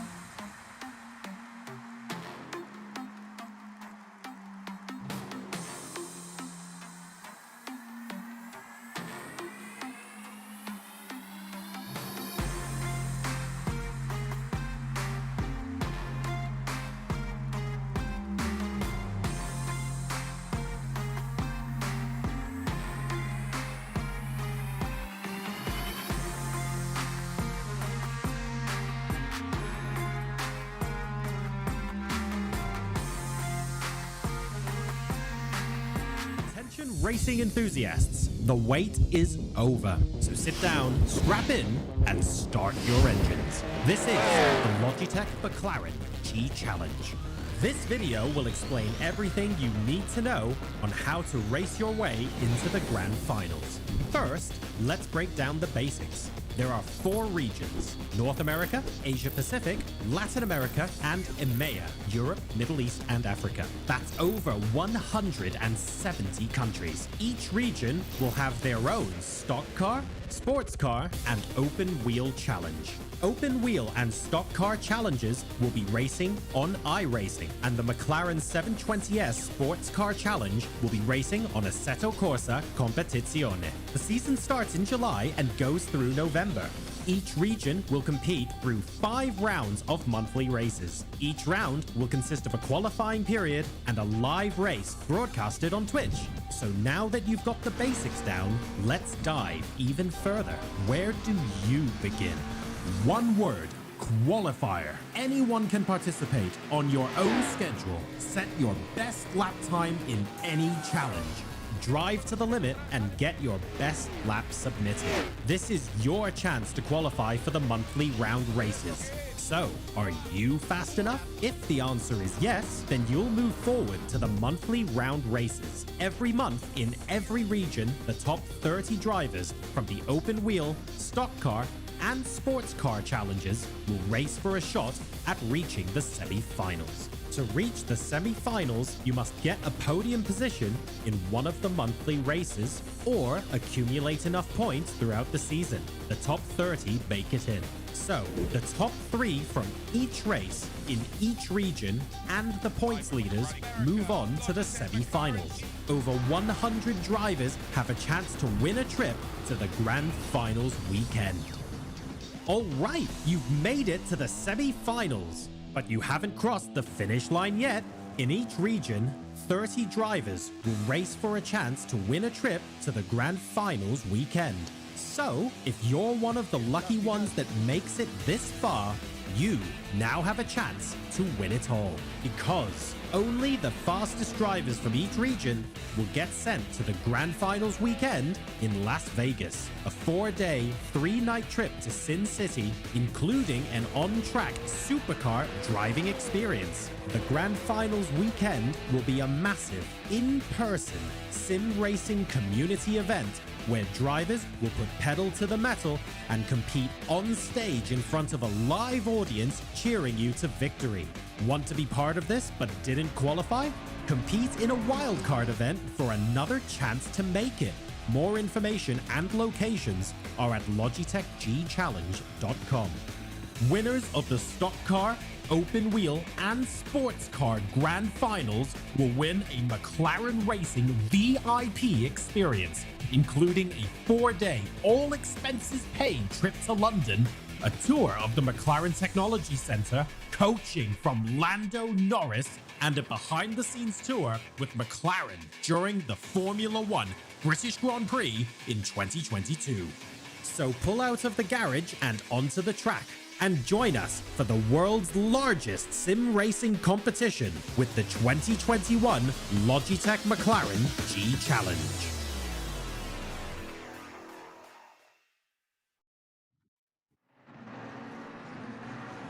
Welcome back to the Logitech McLaren G Challenge, everybody. We have had the stock car, we've had the open wheel, the APAC region for the August monthly finals, and now we move to the sports cars. And I'm very excited, Luke, because we are on Kyalami, where earlier we saw a race where literally every single car was in the 1-minute 40s, and we had one of the closest races I think I've ever seen. Yeah, no, it was super, super close, that's for sure. Also, we've got a driver called GSN 583. Okay, cool. Yeah, so yeah, earlier on it was so close, but it is become everyone's favorite circuit within this game. It's so good for racing, but it's also so good to be consistent on. It is not the most simple of layouts, but the corners are relatively orthodox for a race circuit. So that's why we're seeing such consistent times. But there's a lot of margin for error as well. Every corner's pretty much cambered here as well. So there's a few different lines through there, so you don't, if you miss the apex a little bit, you don't miss too much time, because you get sort of dug out by the fact that there's camber that can bring you back in. So yeah, in towards the final couple of corners, and we're seeing here winner from the last round in July, Philippa Boquida. She won out in Spa in spectacular fashion, absolutely dominating the field. So again, can we go 2 from 2? We've seen it happen earlier on in the stock car. Are we going to see it happen again in the sports car challenge? Philip Bequida looking to also make it 2 for 2. That would be absolutely fantastic if she's able to do that. Up and down the field, though, we can see that at Kyalami especially, it's going to be quite quick. And the drivers do tend to be quite close to each other as a result. We have some really nice uphill sort of blind braking zones, some really fun downhill cambered bits and pieces as well. Just all-round fun track to drive with plenty of opportunities to try and get in front of each other as well. I'm hoping that APAC produces as exciting a race as EMEA, and so far, taking a look at some of the names that are participating in this lobby, I have a feeling this isn't going to disappoint. All eyes on Bequida at the moment, but who do we reckon, Luke, are her closest challengers in this field? Everybody. It's genuinely wide open. Like genuinely, I guess Andika Rama Maulana is potentially someone to be looking out for as well. And yeah, Andika Maulana is indeed their P13 as it stands. You get to put a lap time in for sure. Luis Moreno, a previous APAC finalist in the Logitech McLaren G Challenge as well. So yeah, people who've got a little bit of history with the competition. You always got to be looking out for them. They know how to get the job done. Jeff Newton, see his name up there again. You never know what is indeed possible there. But Ryan Houlihan as well. Dylan Tan, those two were very, very good last time out as well at Spa. So yeah, expecting to see them all there. Exciting to see how they are going to shape up on the final leaderboard. Still 6.5 minutes left in the qualifiers here. And we're still on board with Bequida. No one's set a lap yet, but I'm pretty sure those out laps are now done, and we're focusing on getting those first times on the board. There we go across the line. A couple of 140s. We did spot the odd 141, but there's still time to get a couple more laps in. I think it might be a bit much to ask all 20 of our drivers to be in the 140 range. I'm not sure lightning will strike twice in terms of how close the field will be. But what I do know is that regardless of how many drivers are in the 140s, the top 5, top 10 are going to be possibly within a hair's width of each other. Yeah, it won't be tough to ask them. Like, I can do it now. Guys, can you all be in within the 140s? It's actually them doing it. It's going to be the hard part, I think. 3 drivers, though, already into the 140s. 140.482, which is actually faster than what we had in the qualifying time. So, again, in the official qualifying settings here, the track being a little bit faster than what we saw for the qualifying servers. So, good to see that the times are getting faster and faster and faster. But yeah, not everybody has got a lap time in yet. Andika Maulana, there we go, up to second spot then, 40.686. We've then got Fadli Arashma with a 140.7. Dylan Tan then 141.0. So not far off of that 140 mark. I think we're going to get a fair chunk, maybe 8-9 drivers in the 140 mark here. So again, a very competitive field indeed. I think a couple of these banker laps in the low 141s. You can see if we're taking a look at low 141s, it's sort of going down to P11 at the moment. So we're on board now with Rahmat and Houlihan at the moment, trying to set an even faster time than they did the first time around. A couple of drivers just getting their banker laps in and now trying to push even faster. Still just a shade under 5 minutes to go for everyone to get their times in. So no big panic just yet, although if you haven't even got an initial lap down, now is the time to be getting on that out lap and focusing on getting 2 really, really quick laps in between now and the end of the session. Here's you moaning about, oh, they're in the 141s. I'd give my left leg to be in the low 141s on this game, to be honest with you. Well, I think that's how you do it, Luke. You just remove your left leg. Exactly. Just stop braking. You're fine. Exactly that. Just need the right leg. Just go the loud pedal, as they say. Yeah, it's incredible times. Again, just going to show that this region, specifically in the sports car, is just improving year upon year, which is fantastic to see. And just a plethora of talent. Right now, top 8 then into the 140s. I said 8 or 9 would be in the 140s. That's pretty much as it is. Maybe a couple more now, I would say. 3 minutes, 56 seconds to go. And right now, you're going down to P17, and they're in the 41s right now, John. So if they can find a few more tenths of a second, we might see maybe the whole first page get down into the 140s. I think that might be tough, actually. Possible. But potentially the top 14, I would say, could be there or thereabouts. Certainly looking like it might be possible. Marco Wong now the only car still not to set a lap, as we see Andika Maulana there going slightly off track on a 140.6 at the moment, so a pretty respectable lap time, but obviously wants to try and improve on that even more. GSN 538, I can only imagine that Elon Musk must be extended family there in P18. not quite improving just yet in the 142s, looking to also get into the 141s. Cut-off time in the top 15 now, a 141.7. Yeah, absolutely. It's super, super close. This is boding well for us in the race, that's for sure. It was superb to see at Spa. I just genuinely was not expecting it to be as close as it was at Spa. I've said that a couple of times from month number 1, but ultimately it's nice to be surprised. It's always nice to turn up and go, oh wow, that was a really competitive race, and ultimately we're seeing it in every single region. And this is what the Logitech McLaren G Challenge does. It gives an opportunity to grassroots sim racers to then go and race against some of the very best sim racers. It is an open competition. There's no invite-only stipulations to the championship which you see so often now. It is open to everybody. So head to LogitechGChallenge.com. Go get signed up. It is free to do so. You could win yourself some cool prizes, but ultimately you could just go and gain some experience. Maybe you've never raced against anyone outside of the AI. Maybe you have no idea how fast you are. Maybe you are this level. Who knows? But even if you're not, valuable experience. Try and qualify via the time trials. You haven't got to worry about anyone else being out on track and taking anyone out or crashing or anything like that. You can just go at your own pace, learn the tracks, and indeed you can then potentially get into that top 30, make it to the streamed final races, and maybe surprise yourself and other people as well. But also, there's a chance for maybe your family to watch and just have a bit of fun. It's great. It's free. Do it. Get involved. We saw Mohammed Farid there, unfortunately going off track on a fast lap, having to let other drivers through now, but there's no time to go back into the pits and come back for another flying lap. Only 1 minute 30 seconds remaining. Fadli Rahmat now, 140.332, taking that top position provisionally from Philippa Baquida, and Ryan Houlihan actually making his way up there as well. Short-lived. Philippa Baquida has just taken P1 again. Very nice. And I'm so glad that I said Houlihan and Dylan Tan would be there or thereabouts once again from last month. It wasn't a flash in the pan because they are in the top 4 as it stands. But a 140.209, and that is a world-leading time. You know, what are we looking at? 1.5 tenths off of the EMEA region. And you've got to think that if Philippa is in that session with those drivers, she's only going to improve as well.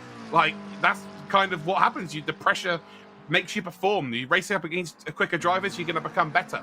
So I don't think that Philippa Baquida is far off the pace of the EMEA region by lap time, but ultimately by ability as well. So very much looking forward to seeing them all compete together later on in the year. I'm getting ahead of myself, I know. That's a long, long way away, but I'm just excited. That is Tan done and dusted. Unlikely to improve on 140.6. Happy 140.46 even. Parking that in the garage in provisional P4. And here is Mohammed Farid. Unfortunately, another off there. We've got a very excellent view of that. And sadly, that off into the grass is going to spell the end of his qualifying session. Now into the final 10 seconds. Are any of these drivers going to improve on the lap times they currently have? We're watching Newton and Lynn. Jeff Newton currently down in P11. And Trevor Lynn, currently the only driver in the 142, so will definitely be looking to improve here and possibly make his way into the top 15 as well. Let's see what his time is like at the end of this lap. Evan Chen just moved up to P12 as well. And yeah, so that's a relatively good time. We'll have enough time to indeed get another lap time in if they cross the line and continue. But you're right, Lynn, the only driver outside of the 41 mark, which is, yeah, quite incredible to see. Again, a lot of new drivers as well. There's only a handful of drivers here that are indeed back from month number 1. So it's just fantastic to see that the deeper we go into the talent pool, they are all still very, very quick indeed. And just bodes well for the future, really, of not just the Logitech McLaren G Challenge, but just sim racing as a whole. Finding new talent from different regions that people would never have heard of before. This is a great shop window for them to, gain a fan base and all of that good stuff as well. So I'm going to say this to the drivers now. If you're watching right now, make yourself a Twitter account. Make yourself known. Have the same Twitter handle as what maybe your gamer tag is if you're on console, if you're on PC, as your real name, and tweet about it. Use the hashtag Logitech G Challenge. You're going to gain some followers that way. People are going to want to follow your journey in this competition. And yeah, it takes a long time to gather your fan base, but performing well is the first step in that. But yeah, you've got to help out by indeed, building up your social media as well. And there's the hashtag there, hashtag Logitech G Challenge. So I challenge you drivers to all be tweeting out there your results, maybe some clips if you were streaming it yourself, maybe you recorded it and you're posting it on YouTube. But some of the cool stuff, post it out there on the socials. Tag us. We want to see some of that content.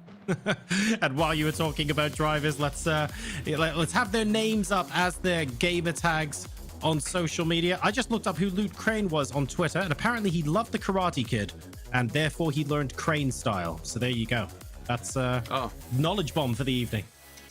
Nice. Well, again, after this race, there'll be a lot of wax on, wax off to clean the cars before they leave. But let's check out the conditions of the circuit here at Kyalami. Right, a 25-degree ambient temperature, 30-degree track temperature, a little bit cooler than we saw earlier in the oval race, but once again, a cloudy race and absolutely no breeze whatsoever, so it's going to be reasonably warm here at the Kyalami Grand Prix circuit for this race. Looking forward to seeing exactly what happens here, and now we have the grid as a result of the qualifying being over, so it's You're getting lazy, John. Yeah. You're getting lazy. You're missing out letters in your words now. Warm, like... Warm. I know it's late, but you've got to try and include all the letters. It's the Southern Hemisphere. A lot of these letters are optional depending on where you come from, Luke. I'm just trying to get myself in the mood here. But Philippa Baquida managing to get pole position, losing pole provisionally, and then she managed to come back. Can she make it two in a row? With Fadli Rakhmat and Ryan Houlihan starting just behind her. Yeah, Dylan Tam then in 4th position. We've got Andiga Maulana, Connor Davis then in 6th position, Guy Barbara in 7th, William Sunjotto in 8th position, Lewis Moreno in 9th, and then Sky Lay in 10th spot. Moving into the bottom half of the grid, we've got Marco Wong and Jeff Newton, who we saw just now. Evan Chen and Daniel Hunter will be row 7. Sai Prithvi and Matthew McEwen will then line up 15th and 16th. Mohammed Farid had a little bit of a frustrating qualifying session, but we'll see if he can make up for it in the race. He starts in 17th alongside Malvin Moe. And then GSN 538 starting alongside Trevor Lynn, who unfortunately wasn't able to improve on his lap time at the death there, and starts in P20. Yeah, Mohammed Farid, the only driver here to be paid during that qualifying session because he successfully mowed the lawn for the organisers here at Kyalami. So again, earning that bag. You've got to respect it. We're here then for 20 minutes of racing. It's a final race then of this, what feels like 10 hours of broadcast, because it has been 10 hours since we began earlier on. It is exactly that. It really has. We've gone through 2 different days. We've gone through 2 different time zones. It's been, it's been fun all the same, but we've still got one more race to go. I'm sure there's going to be absolute fireworks of racing going on. The flags are being waved there by the fans. They're all happy. Kyalami, again, one of the most race-friendly circuits within the game. If you've never, ever raced around Kyalami, I highly recommend going out on ACC, picking up the McLaren, and popping up around this circuit. It is a beauty, an absolute beauty here. So not long to go, John. Any predictions here? Philippa Baquida, of course, winner from the first time out. Do you see anyone else taking her crown?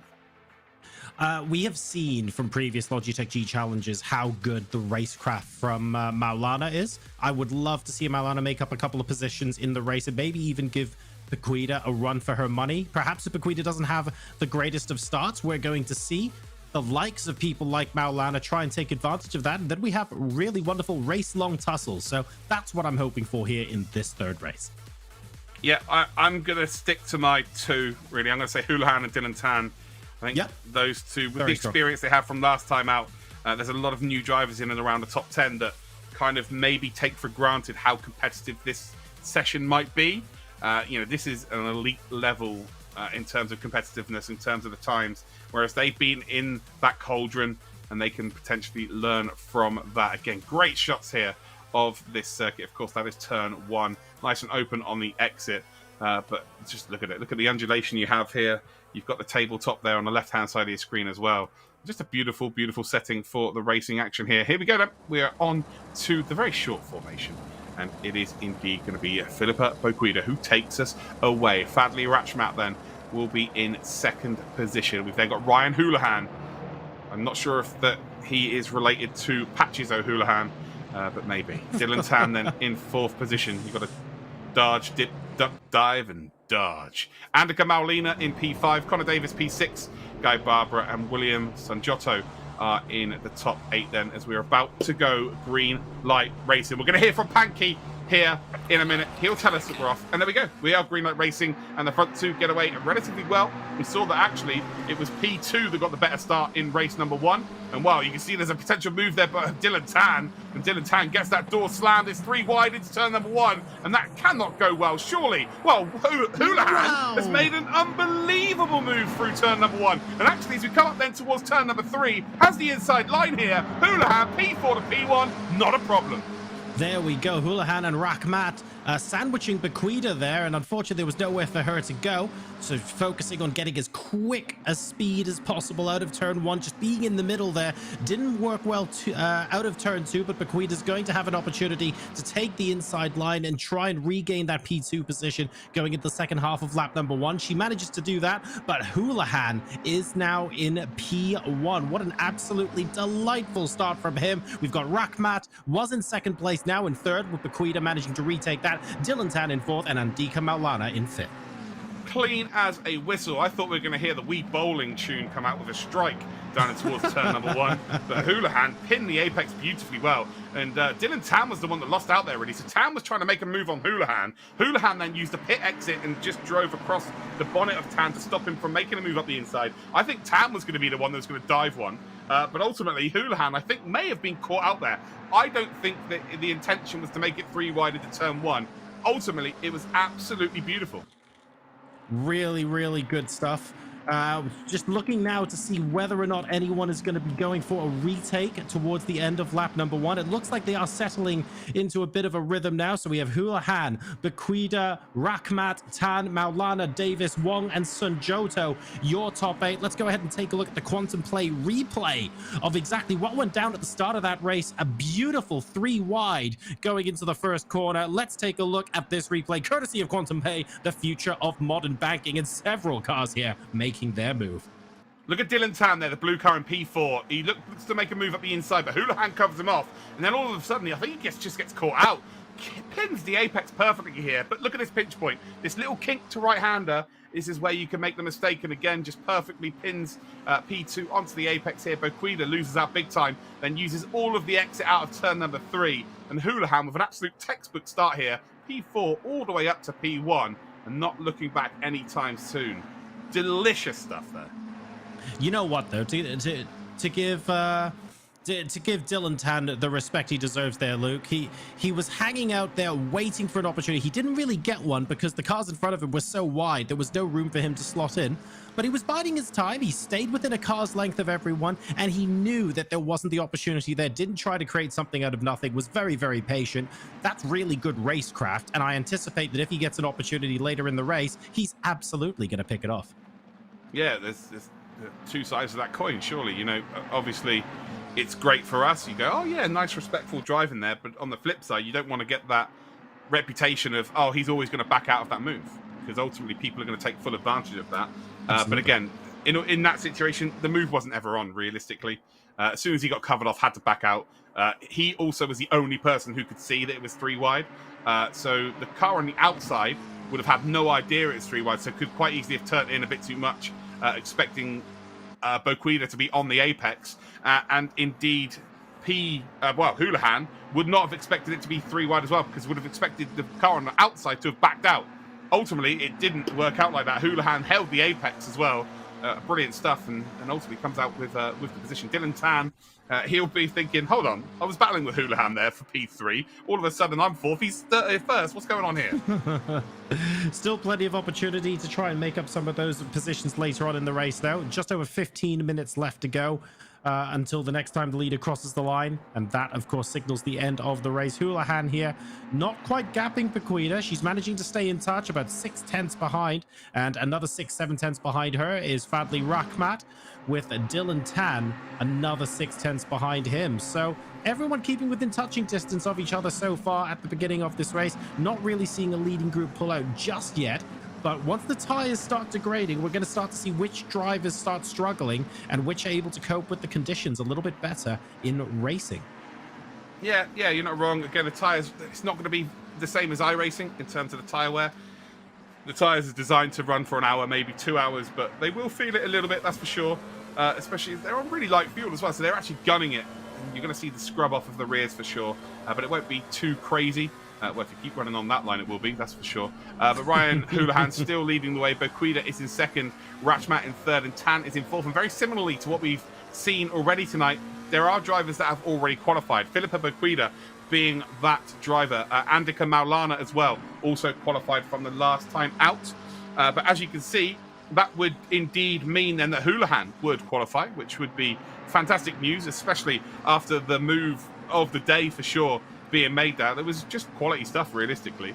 And then, yeah, Boquida's taking up a qualifying position in P2, but that means it bumps down. So that means that Rachmat and Tan would be the other two drivers that qualify. So there's a little bit more to the narrative here instead of it just being a flat-out top three that qualify. It does make it slightly frustrating for Connor Davis. Passing Andika Maulana won't actually get him into one of those qualifying positions. He would have to gain 2 places here in order to do that, to take Maulana as well as Dylan Tan, for example. So a little bit more to do, but entirely possible. Philippa Boquida now with the fastest lap of a 140.5. I believe the front 2 drivers, the only 2 that are lapping in the 1-minute 40s at the moment. They're starting to get a little bit of a gap on the rest of the field. Not huge, but enough to be noticeable. And Boquida certainly looking to try and make this 2 for 2. You can tell she isn't here to settle for second place. Yeah, well, nothing to lose, ultimately. You've already qualified. The points make no difference in terms of your journey to the semi-finals. You're already there. You've punched your ticket. You've got the golden ticket. But you would love to go there with a couple of wins under your belt. And again, it is more to do with forcing the other drivers around you to take note of your reputation. Oh, this driver keeps winning every single race. Like, how do we beat them? Instead of just going quiet and letting other people gain a lot of momentum. And you can see here Houlihan with a very messy run through the final corner. And now we've got the slipstreaming down in towards turn number 1. We come through the kink here. And again, using a bit of concrete there to just try and open up turn number 1. Boquida not quite close enough here. But Houlihan unnecessarily has gone defensive here. And maybe under a bit of pressure on the exit. Not quite going to work out actually as we can come through turn number 2. Up towards 3 then. Uphill braking. So you can brake a little bit later than you normally would on a flat turn. And again, you can take full advantage of that. You will see Sens up the inside there if they were a little bit closer. But Boquida, again, just maybe taking their time as it stands. Again, already qualified. Doesn't really matter. But, you know, you're not racing in this race for no reason here, John. If Boquida was going to take it easy, it would have been a case of she would have stayed at home and watched this and gone, oh, okay, I'll watch my competitors. There's no such thing as off button here with Boquida. She's going to try and win this race. Absolutely has to, surely. Racing very psychological as well. Boquida maybe showing that we're putting a little bit of pressure onto Houlihan, seeing the defensive lines come out from Houlihan, maybe slightly prematurely, allowing Boquida to get even closer. 12 minutes left in this race, and the racecraft of these guys are going to be tested to their limits. Rachmat as well behind, managing to stay within about a second of Boquida as well. It's not all about the top 2 here. If either of them make a mistake, Rachmat is going to be ready to pounce, and Dylan Tan only 3/4 of a second behind them too, so keep an eye there. And we then have a 1.5 second gap now back to Andika Maulana, who looks like they're in a fairly comfortable 5th place, but not really closing the gap at the moment. That seems to be the front 4 and everyone else starting to open up. But it's perfect, isn't it? It's Andika Maulana is actually insurance for Dylan Tan and for Rachmat because he's already qualified. Andika Maulana's already there into the semi-final, so it's really a nice insurance policy behind P3 and P4. What they don't want is Connor Davis to suddenly be ahead of Maulana and absolutely fly towards them at the end of this race. That's when the nerves are going to kick in, and that's where your legs start to feel like they're shaking when they're not. That's when your legs seem to feel really heavy on the brake pedal when it's not. So you're then maybe not braking as much because you don't want to lock up, and then you miss your apexes, you miss your exits. It becomes very nerve-wracking, and it's just classic nerves, ultimately. Rachmat, though, not really under too much pressure here from behind a Dylan Tan, and they're not going to battle each other, I wouldn't imagine. They must know that they're in a pretty good spot here to qualify. But if Boquida and Houlihan battle, which I think is going to happen at some point, there's every reason to suggest that these will close up and they might be forced to make an uncomfortable move. Exactly. These racing drivers might not battle each other because they know they're in a good position, except for the drivers that are already qualified, who are in such a good position, they have absolutely nothing to lose. I'm really, really keen to see this battle for the lead here, and I think Boquida is extremely keen to make this 2 for 2. So far, though, I have to say, nice and patient race, no big rash moves. What she's really doing is putting Houlihan under pressure and seeing how he responds, rather than trying to lunge up the inside at every opportunity. It's very much a psychological game at this point.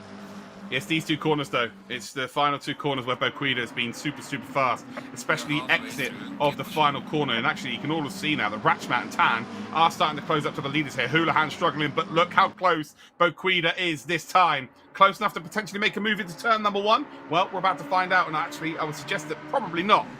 But this is an opportunity now for P3 and P4 to indeed close up. Boquida, again, deciding not to try and get into the mirrors then of Houlihan, try and force a mistake.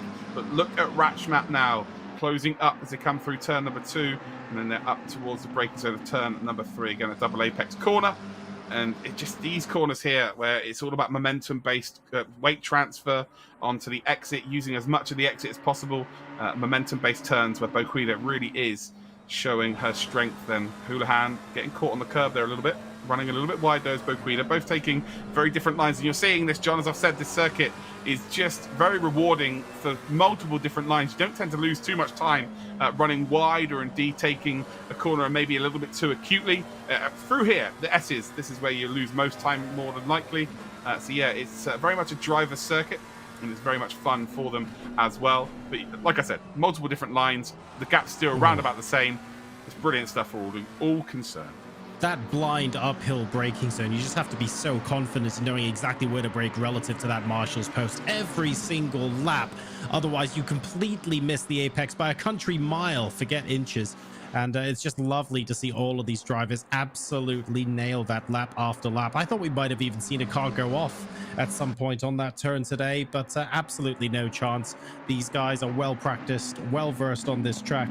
And with the lap times that they're setting, they're going to be able to absolutely nail those subconsciously heading into the race. So really, really delightful driving from everyone here, and a very exciting race out front so far. You've got to be really careful with that final corner. We're seeing Houlihan struggling, actually, because if you run wide too far there, you will get a warning. You get 3 of those, you get a drive-through penalty, which in a 20-minute race, ultimately, is you race over. As you can see there, Filippo Boquida maybe getting a little bit impatient here, tried to be very late on the brakes there, ultimately lost a bit of time. And Houlihan just doing everything he needs to do right now. Although he's run wide there, that is a huge mistake then. And now they've got the long run down towards sunset. It's a potential opportunity for Boquida to catch up. But ultimately, the front 4 now are very close indeed. And I think we're about to see it all go down. We saw in an EMEA race that they were all a little bit more placid. I'm hoping that this is a little bit different this time. It's really difficult to tell what they're going to do. At the end of the day, Tan and Rahmat don't have very much to gain by trying to get past Boquida unless they feel like Connor Davis is going to get past Maulana. And the good news is that the front 4 group of cars are basically lapping between 0.3 and half a second ahead per lap of Maulana and Davis. So they're slowly building out a gap here. It means that as the laps go by, there's less and less for them to lose. I'm not sure this is necessarily going to result in fireworks. I think Boquida's going to give it a good go. But if Boquida doesn't make a move stick, I'm starting to suspect that she's going to be okay with Houlihan taking the race victory here if she doesn't get a nice clean run, maybe on the start-finish straight at some point in the next lap or two. Well, she's the joker in the pack right now. Ultimately, you know, she has all of the cards to play here. It's a case of she's already qualified. If she wants to get involved and make this very difficult for Houlihan, she absolutely will. I think it's going to happen. 6 minutes, 22 seconds to go. I think we're going to see this really come down to the wire. I think it's going to be a very, very cool ending to this race. Boquida runs a little bit wide once again, but Houlihan was on the brakes a little bit early there as well. Maybe the nerves starting to step up. Ratchmat and Tan, it's all about whether they start putting pressure on Boquida. If they maybe start to move alongside and potentially stick their nose in, Boquida then will have to force the issue and look to go forward in this race. But as you can see here, Houlihan and Boquida are probably as close as they have been all races. Boquida now starting to maybe turn that screw here in the race with maybe 3 laps remaining after this one. So 3.5 laps remaining. And as it stands, the front 4 are still very, very close. All of them will qualify for the semi-finals. That is because Boquida has already got through. She won the race last time out at Spa last month in July. So that means that indeed the P2 becomes obsolete, and that means 4th position will indeed get the spot.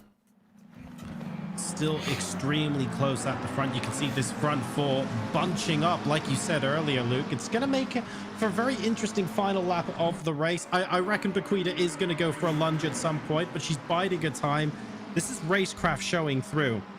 realizing that not every micro chance is an opportunity to absolutely go for a big all-out lunge. Very happy to wait until she believes the opportunity is maximized, and that's completely fair enough. It's good, clean racing so far, and with the top 4 separated by a little over a second, this could be a grandstand finish. They could, of course, just finish in this order, in which case everyone who crosses the line will have qualified for the semi-final, whether it's from last month or from this month, so they'll all be able to go home happy, at least provisionally. But what we really want to see, let's be honest, we want a couple of shuffles, we want a couple of changes of position, and maybe we want Maulana, if there's a mistake somewhere, to potentially get a look in as well. Ratchmack got really close there to Boquida and actually run a little bit wide through turn number 1. Dylan Tan now looking for that potential podium.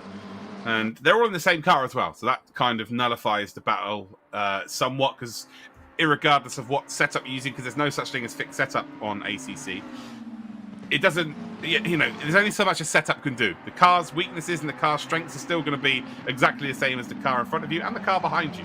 That's just the nature of the car, ultimately. I think if we're going to see a move here, it might be Dylan Tan. I think Dylan Tan may be looking to get up into that potential podium, and realistically, not too much to lose with Maulana being, again, that insurance policy behind, because he's already qualified. Ryan Houlihan and Philippa Bequida. I've got some knowledge bombs being dropped in the chat here as well.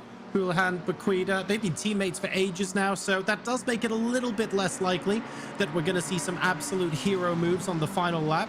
Maybe if Bequida can't get a clean chance to get past Houlihan, there's a chance that she could even be playing rear gunner to make sure that both of them get through to the semi-final. But of course, if Houlihan leaves the door open, you wouldn't be a racing driver if you don't take those opportunities, right? If someone gives you an invitation, you do take it. So Houlihan has to prove that he will be able to earn the race victory here. 3 minutes left to go, and basically 2 laps left now that he's crossing at the start-finish line. Teammates, schmeemates. There's an opportunity. Absolutely take it on. It's an individual championship. Don't worry about your teammate. If you take them out, put them in a wall, it is what it is. You've got plenty more. There's plenty more teammates in the sea. Through turn number 1, they come. I don't want to be your teammate. Jesus. Yeah. My teammates at Team Woo, we never race against each other. We're only ever in the same car. So they don't have to be frightened of me on the track. So you literally cannot punt them off the track, even if you try. That's right. No, I've taken us out of the race myself before, which I've not been too happy about, but it's not me actually hitting them. It's just me binning the car.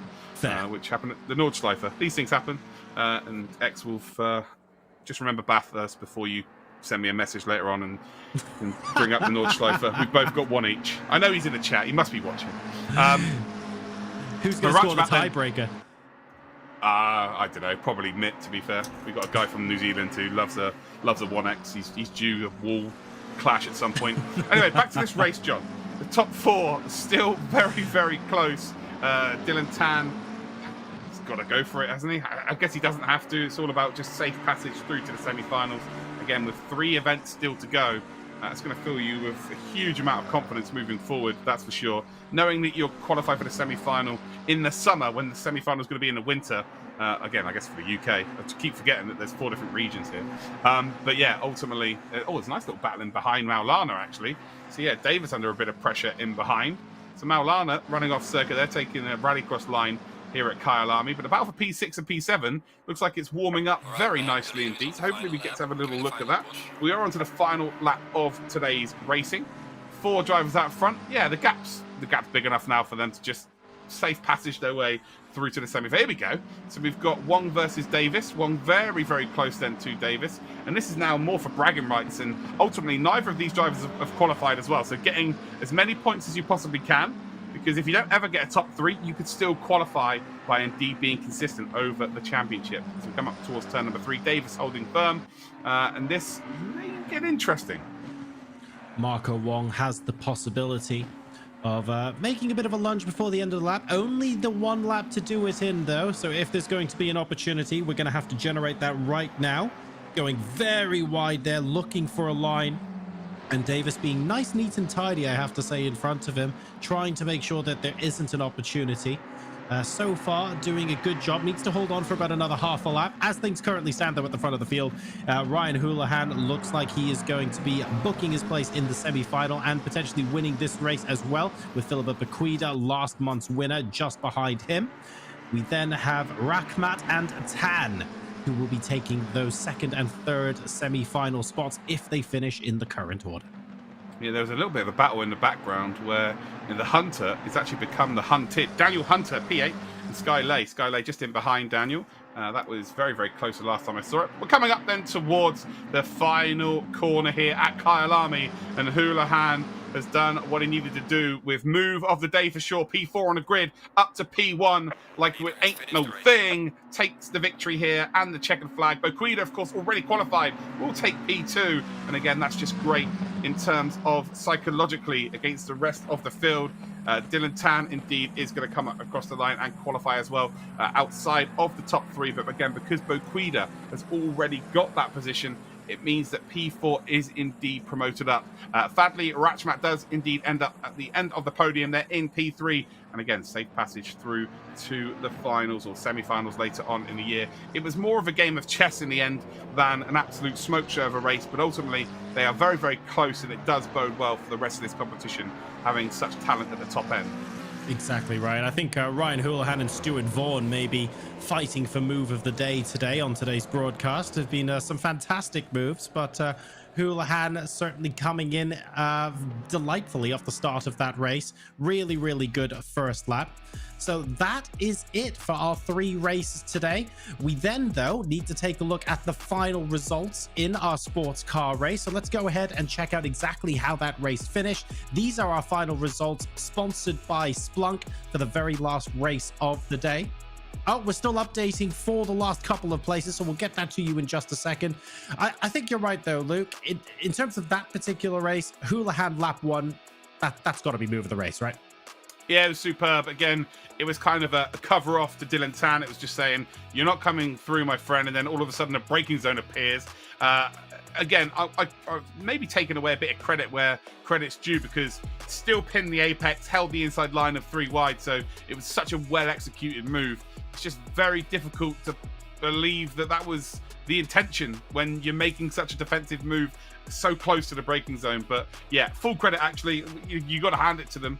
P4 to P1 in one move. It's just phenomenal stuff. That stuff is the stuff of dreams. You know, when you wake up in the morning, you're like, oh, I wish, you know, wherever I qualify, it'd be great to just go into turn 1 in the lead. And from P4, you just don't really expect that to be a thing. Ultimately, it did work out, and well, it worked out superbly well, because not only did he get into the lead into turn 1, took the checkered flag after 20 minutes of racing. Well, if you can do that in the semi-final and final, you'd basically be set, but there's still a long way to go before our drivers are able to say they can do that. Let's go ahead and take a look at our final results here in the Sports Car Challenge, sponsored by Splunk. Ryan Houlihan will take home the honors there, and then we've got Philippa Baquida in second place. She, of course, already qualified as the winner from July. Fadli Rakhmat will then be in third, with Dylan Tan right behind him, and Andika Maulana rounds out the top 5. Connor Davis was fighting with Marco Wong for P6 on the last lap, manages to hold him off just about. Daniel Hunter as well, also holding off a late challenge from Sky Lai. And then we have Louis Moreno capping out our top 10. Yeah, on to the next 10 then. On the grid, we've got William Sunjotto, who takes P11. Guy Barbara is going to take P12. Trevor Lin and Ivan Chen take 13th and 14th position. We've got Melvin Moe, who takes P15. Mohammed Farid, who did some mowing himself earlier, in P16. And then one lap down, we have Matthew McEwen and Jeff Newton, and 2 drivers who did not finish. That is Sai Prithvi and indeed GSN 538. I'm sure we'll see all of these drivers back once again. Again, they have the opportunity to do so because it is free to sign up. LogitechGchallenge.com. Come and get involved here, as we do indeed check out the replay here. This is after turn number 1. So Houlihan, who is at the head of this pack here, had done all the hard work.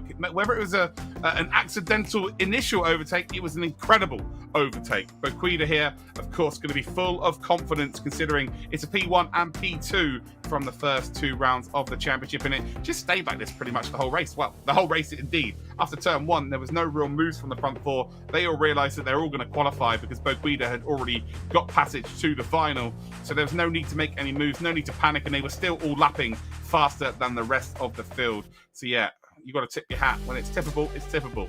These four were absolutely outstanding here at Kyalami, and they are all going to be racing once again for our pleasure later on in the season. As we come then towards the final corner, it stayed with these front four being in those positions through the final couple of corners.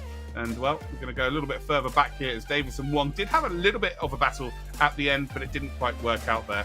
But, John, it's been a fantastic week's racing so far. We've still got 2 shows to go, but now you could take us through all of the final standings. Absolutely. So this is from the stock car race earlier tonight. We, of course, have just seen the sports car. So let's do a quick recap of what we saw early in the day. In the stock car, we had Matt Danson, Travis McDaniel, and Graham Bunyan taking the podium positions there, followed by Barry Neal and Roykit Lowe, who, courtesy of previous qualifications, I believe makes the last entrant to the semi-finals, but everyone else managing to get a good number of points as well, with Shota Imagawa, Jeff Newton, Reynaldi Edo, Stephen Butcher, and Reese McGillivray taking up the top 10 positions. Moving into the open wheel race then, that we saw straight after that, Chris Aoun did an incredible job holding off Bo Albert to take home the win in that particular race, and Muhammad Ali comes home in third after some really, really exciting moments in the second half of the race, where several drivers actually in the top 5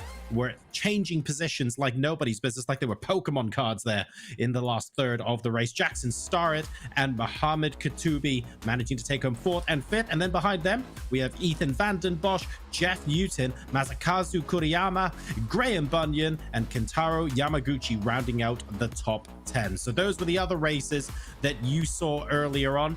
There is, of course, then a couple of drivers further down the standings, unfortunately, as well. Calix Poon, I'm looking forward to seeing Calix Poon come back next month. I think he had a really good race. It was unfortunate that his race had to end prematurely, but hopefully we will get to see him back, and he really showed us some really fantastic racing today. So 3 good races today, and we've got several drivers actually racing across multiple disciplines who have put in pretty good showings on each, to be honest, and I'm looking forward to seeing several of them back for round number 3. Yeah, it is obvious. The accolades for the drivers that finish at the front end of the grid. You can obviously throw the rosettes and the trophies at them, but ultimately I just feel like the whole ecosystem of sim racing in this region is just growing year by year, and it's fantastic to see that from the front end of the grid to the rear of the grids, the pace is not too dissimilar. So for me, that's what I'm taking away from this. I feel like it's just growing exponentially, the stronger talent all around, and they put on a hell of a show. We've just been there for 10 hours, John. We had a 5-hour break between the 2 broadcasts, but 10 hours, and they still, it was worth it to get to this point because some of the racing was absolutely phenomenal. Really good fun. I couldn't have said it better myself. Luke, thank you so much for joining me this evening. We just also want to say a massive thank you to Splunk, Logitech G, Quantum Pay, and McLaren for helping us put this on. You have now watched the APAC region after EMEA here at the Logitech McLaren G Challenge. Make sure to join us tomorrow for North America and LATAM as well, as we round out round number 2 of the G Challenge. Go to logitechgchallenge.com and race yourself. We'll see you tomorrow.